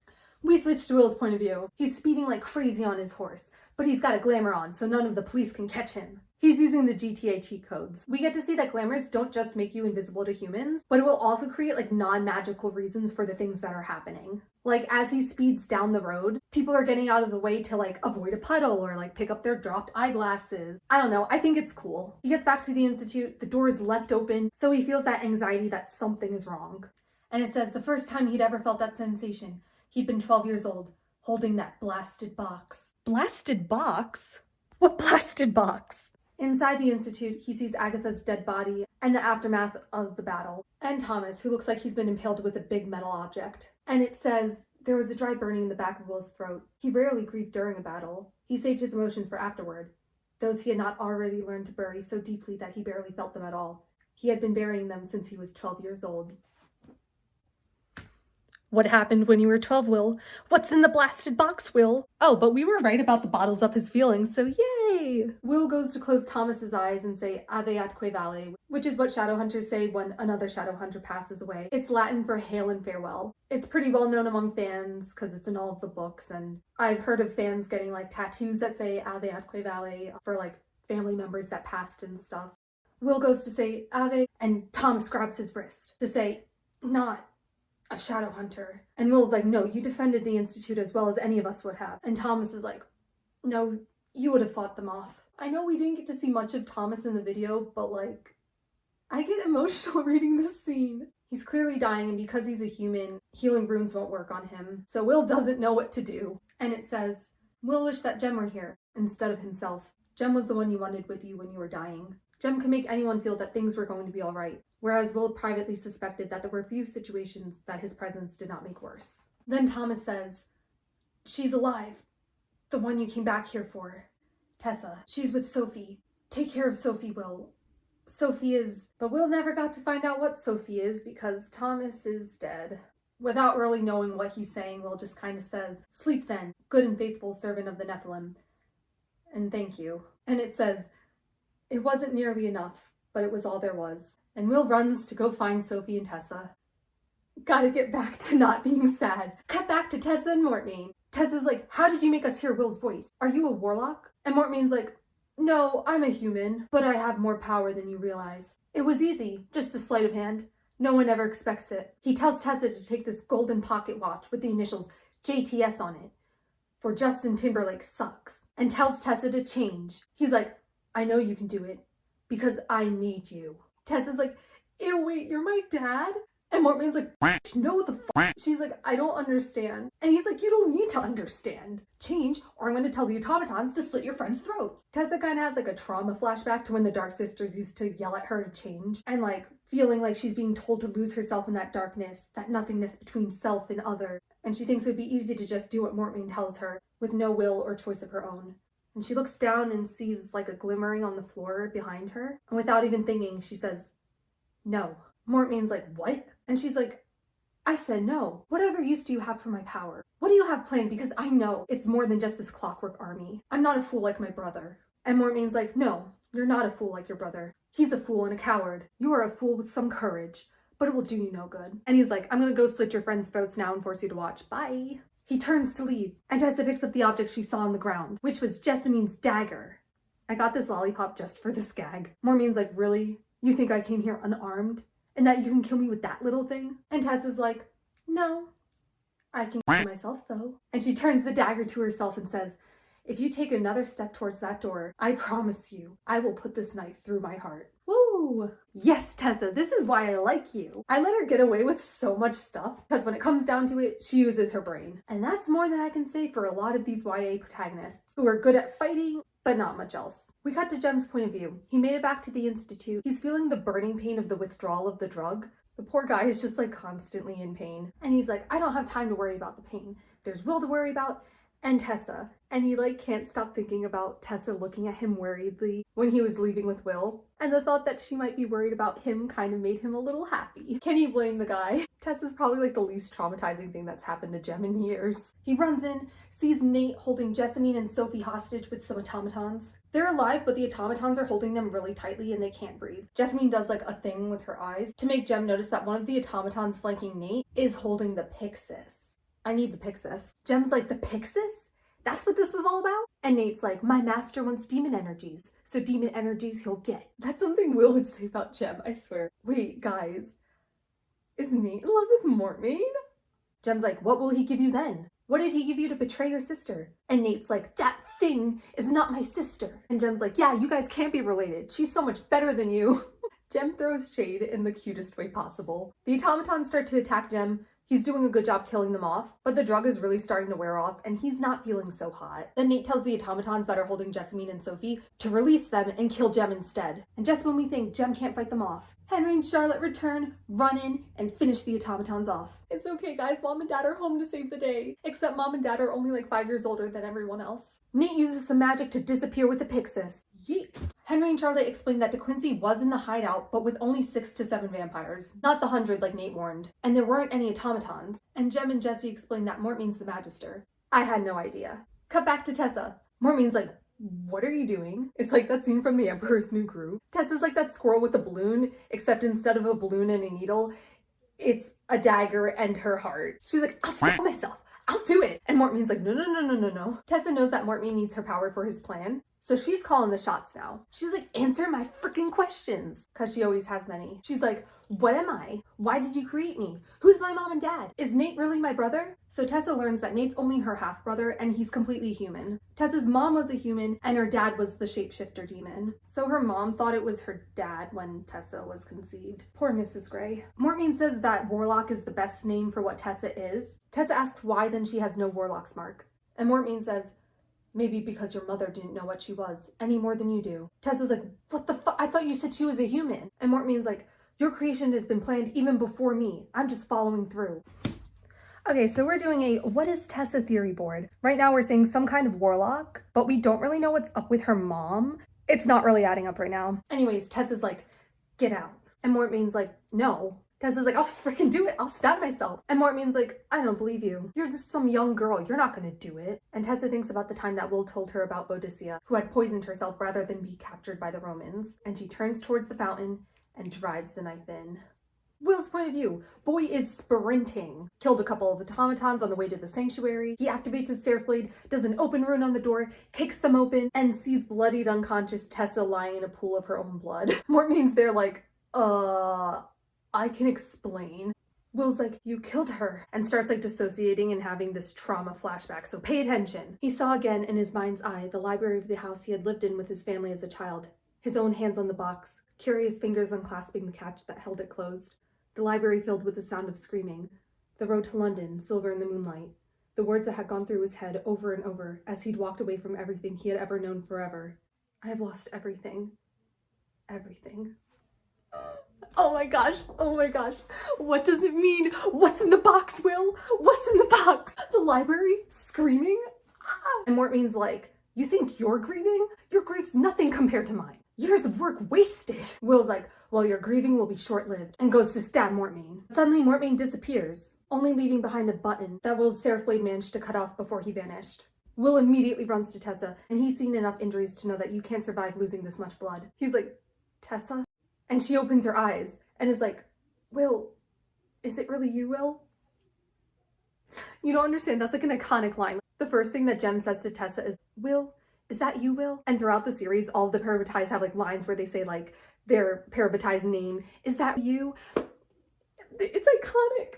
He's relieved for a second and then he's like, first Thomas had to die in front of my eyes and now this. I personally would love to die in Will's arms. It seems like a pretty good way to die. Will's like, I have to get bandages. Tessa grabs his wrist like, wait, Will, what means the Magister?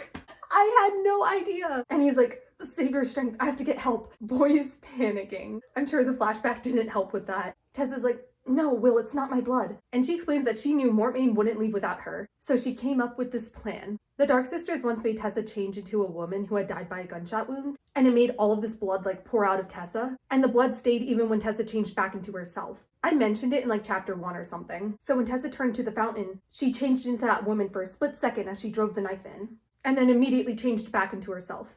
Changing so rapidly made her actually pass out. So it was believable enough that she was able to trick Mortmain. She's like, I tricked the Magister, Will. And she's like proud of herself. I would be too if I thought of this. I would not be able to be a protagonist. Like, I cannot think of plans.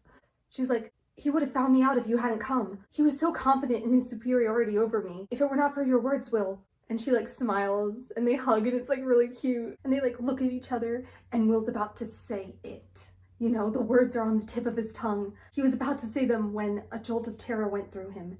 The terror of someone who, wandering in a mist, pauses only to realize that they have stopped inches from the edge of a gaping abyss. And the way that Tessa's looking at him, he's like, shoot, she can read it in my eyes. There had been no time, no chance to hide it. And Tessa's like, say something, Will. But there was nothing to say, guys. Sorry. But there was nothing to say. There was only the emptiness, as there had been before her, as there would always be. I've lost everything, Will thought. Everything. You guys don't understand, this is not normal angst. This is fantasy angst, and it's so much better. It's different. End of chapter 19. Chapter 20. So Tessa's reading A Tale of Two Cities in the library, which in case you forgot, this trilogy is loosely based off of. So you can blame Charles Dickens for all the drama, okay? Always blame the Dick. She's trying to distract herself while everyone's at the funeral for those who lost their lives in the battle, including Thomas and Agatha, who as Mundanes would not normally get a Nephilim funeral, but the Clave made an exception because they died in service of the Claves. So a couple days ago, she was interrogated by this guy called the Inquisitor, who's like a higher up in the Clave. They asked about Mortmain and Nate and what happened with that pocket watch with the initials JTS on it. Remember that might be important. Also, turns out after the whole battle, Will's been avoiding her. She's like, yo, what gives? Like, he clearly seemed to care for me in the sanctuary, but now he's being all distant. And she tries to use like book characters to figure it out. She's like, well, Mr. Darcy was like rude to Elizabeth when he proposed to her the first time, but the two guys in A Tale of Two Cities were both kind to Lucy Manette. So Tessa's just like, I love that she's trying to use book characters to justify it. She thinks he might be distant because Charlotte's gonna have to send her away from the Institute, since she thinks all of the death and destruction and stuff was like her fault. Everyone thinks what happened was their fault, by the way. So then everyone gets back from the funeral and Charlotte shows up like, Tessa, I thought you'd be here. I wanted to talk to you about something. And she's very clearly going through a lot. All of these characters are just like always going through it. They're just constantly suffering and have no one but each other. And that's why we love this book. It's because I love the pain. Tessa's like, I know what you're going to say, and it's okay. You met with the Clave, and now I must leave. And Charlotte's like, no.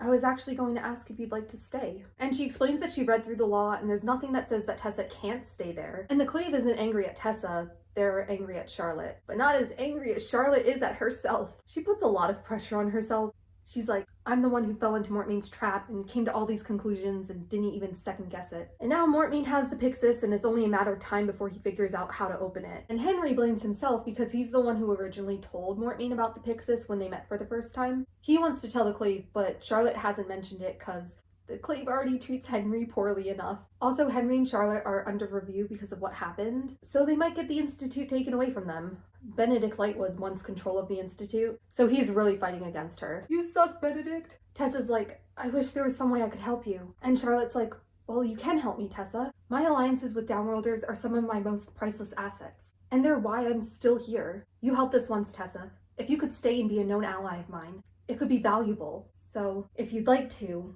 will you stay? I love you, Charlotte. Tessa, of course, says no. We cut to Tessa in the attic running up the stairs to get to the roof, to tell Will the good news. Charlotte told her that Will usually goes to the roof when he's troubled. And oh boy, is this guy troubled. The sun's setting, the sky looks blood red, and Will's staring out into the city, being dramatic, because he's really good at that. She's like, Will, hello? Will, what's wrong? He's like death gripping the railing. And he's like, I should have known that Mortmain was lying to Gemini. And Tessa's like, Charlotte thinks it's her fault. Henry thinks it's his fault. I think it's my fault. It can't be all of our faults, can it? That's word for word what she says. I'm like 99% convinced that Cassandra Clare is referencing that SpongeBob scene. Remember when I said that you're probably going to end up hating Will? Well, if you don't already hate Will, you're going to now. And Tessa's like, Will, I have good news to tell you. And his voice is just like dead, and he's like, tell me. She's like, Charlotte said I could stay. Yay. And he's like, great. And she's like, I thought you'd be at least a little happy. I thought we were becoming friends, and I've come to care for you. As a friend. Yeah. And I thought that maybe you also... And Will just like looks over at her, and he just looks completely dead inside. Man's got like bruises all over his face, and giant dark circles, and his eyes just look like hollow. And Tessa's like, this is it. This is the part in the book where the male lead confesses his feelings for the heroine, me. Come on, Will. Poor girl. But Will just says, come here. And she's like, okay. She walks over, they kiss, and then he's like, well, I guess we should discuss our arrangements then. Tessa's like, what? He's like, we can't use my room because Jem just walks in like it's his own. And if we lock the door, he might be suspicious. Your room, on the other hand. And Tessa's like, what the fuck? And Will's like, don't be coy. You know what I'm suggesting. You care for me, and I admire you. And now you're saying you're going to be living here, available to me. Oh, I thought this was what you wanted. Friends with benefits? More like friends will be so confused as to why I've been simping over this man. It gets worse. Tessa's like, you can't mean that. And he's like, and you can't think that I would ever have genuine feelings for a downworlder. There's no future for a shadow hunter who dallies with warlocks. What did you really expect, Tessa? I hate this so much. Tessa's like, I didn't expect you to insult me. If I was Tessa, I would literally be in tears right now. I don't know how she keeps her calm. And Will's like, it can't be that you're worried about getting pregnant since warlocks can't have kids. And Tessa's like, stop. Jem says you lie to make yourself look bad. And perhaps that's true. Or perhaps that's simply what he wants to believe about you. But there's no reason or excuse for cruelty like this. He like looks unnerved for a second, and then he's like, then there's nothing more for me to say, is there? She leaves, doesn't look back to see him looking after her. A still black silhouette against the last embers of the burning sky. God, that was terrible.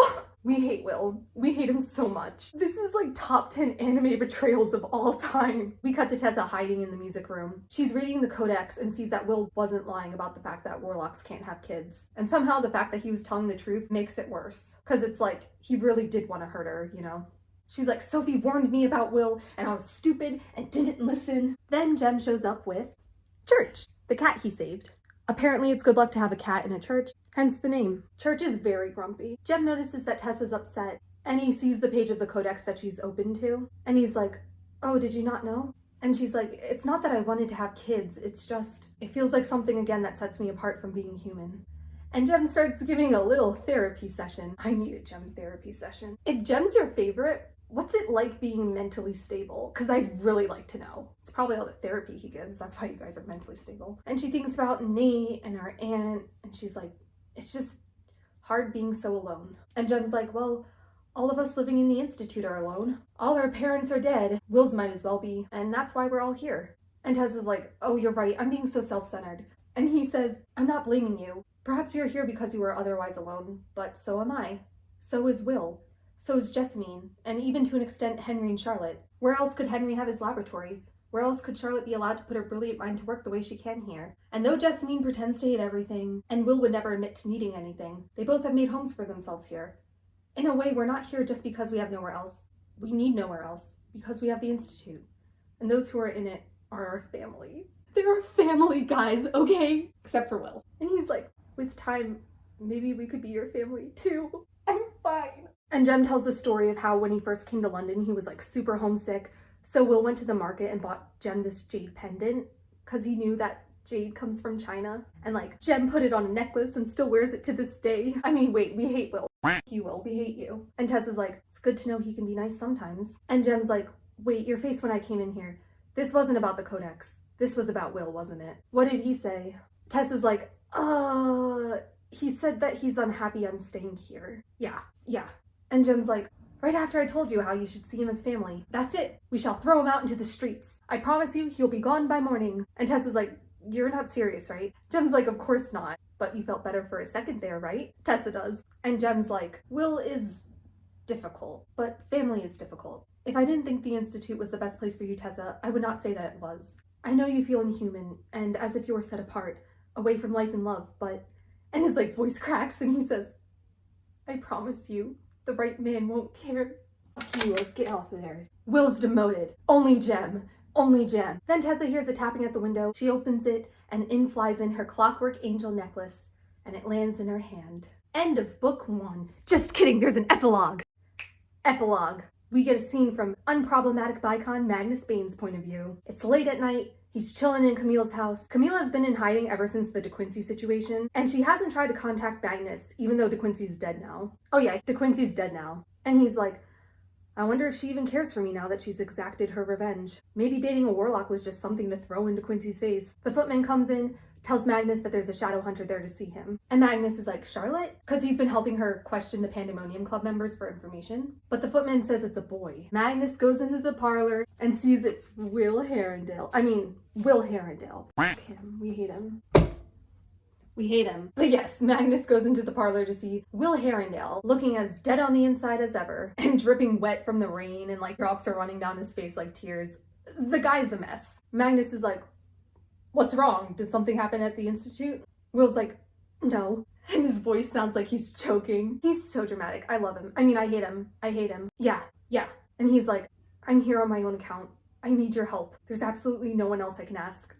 And Magnus is like, really? But he takes another look at Will, who normally seems to show nothing real to the world. And looking at him now, clearly had been out all night in the rain, looking really pale, with his hands clenched at his sides so tightly they're shaking. Magnus is like, But Magnus can tell there's some, in quotes, turmoil ripping him apart from the inside out. Fun. It's what he deserves. So Magnus says, very well. Why don't you tell me what the problem is? Big mistake, Magnus. You will never know another moment of peace after this. End of book 1. Okay. So first of all, thank the angel for Magnus, am I right? I love you, boy. Second of all, why can only Magnus help him? Look, there's my Tessa board and my Will board. Why can only Magnus help him? What's in the box, Will? Why are you afraid of ducks? Why are you such a little bit? Well, I guess I'll see you guys next month with the next video. Bye!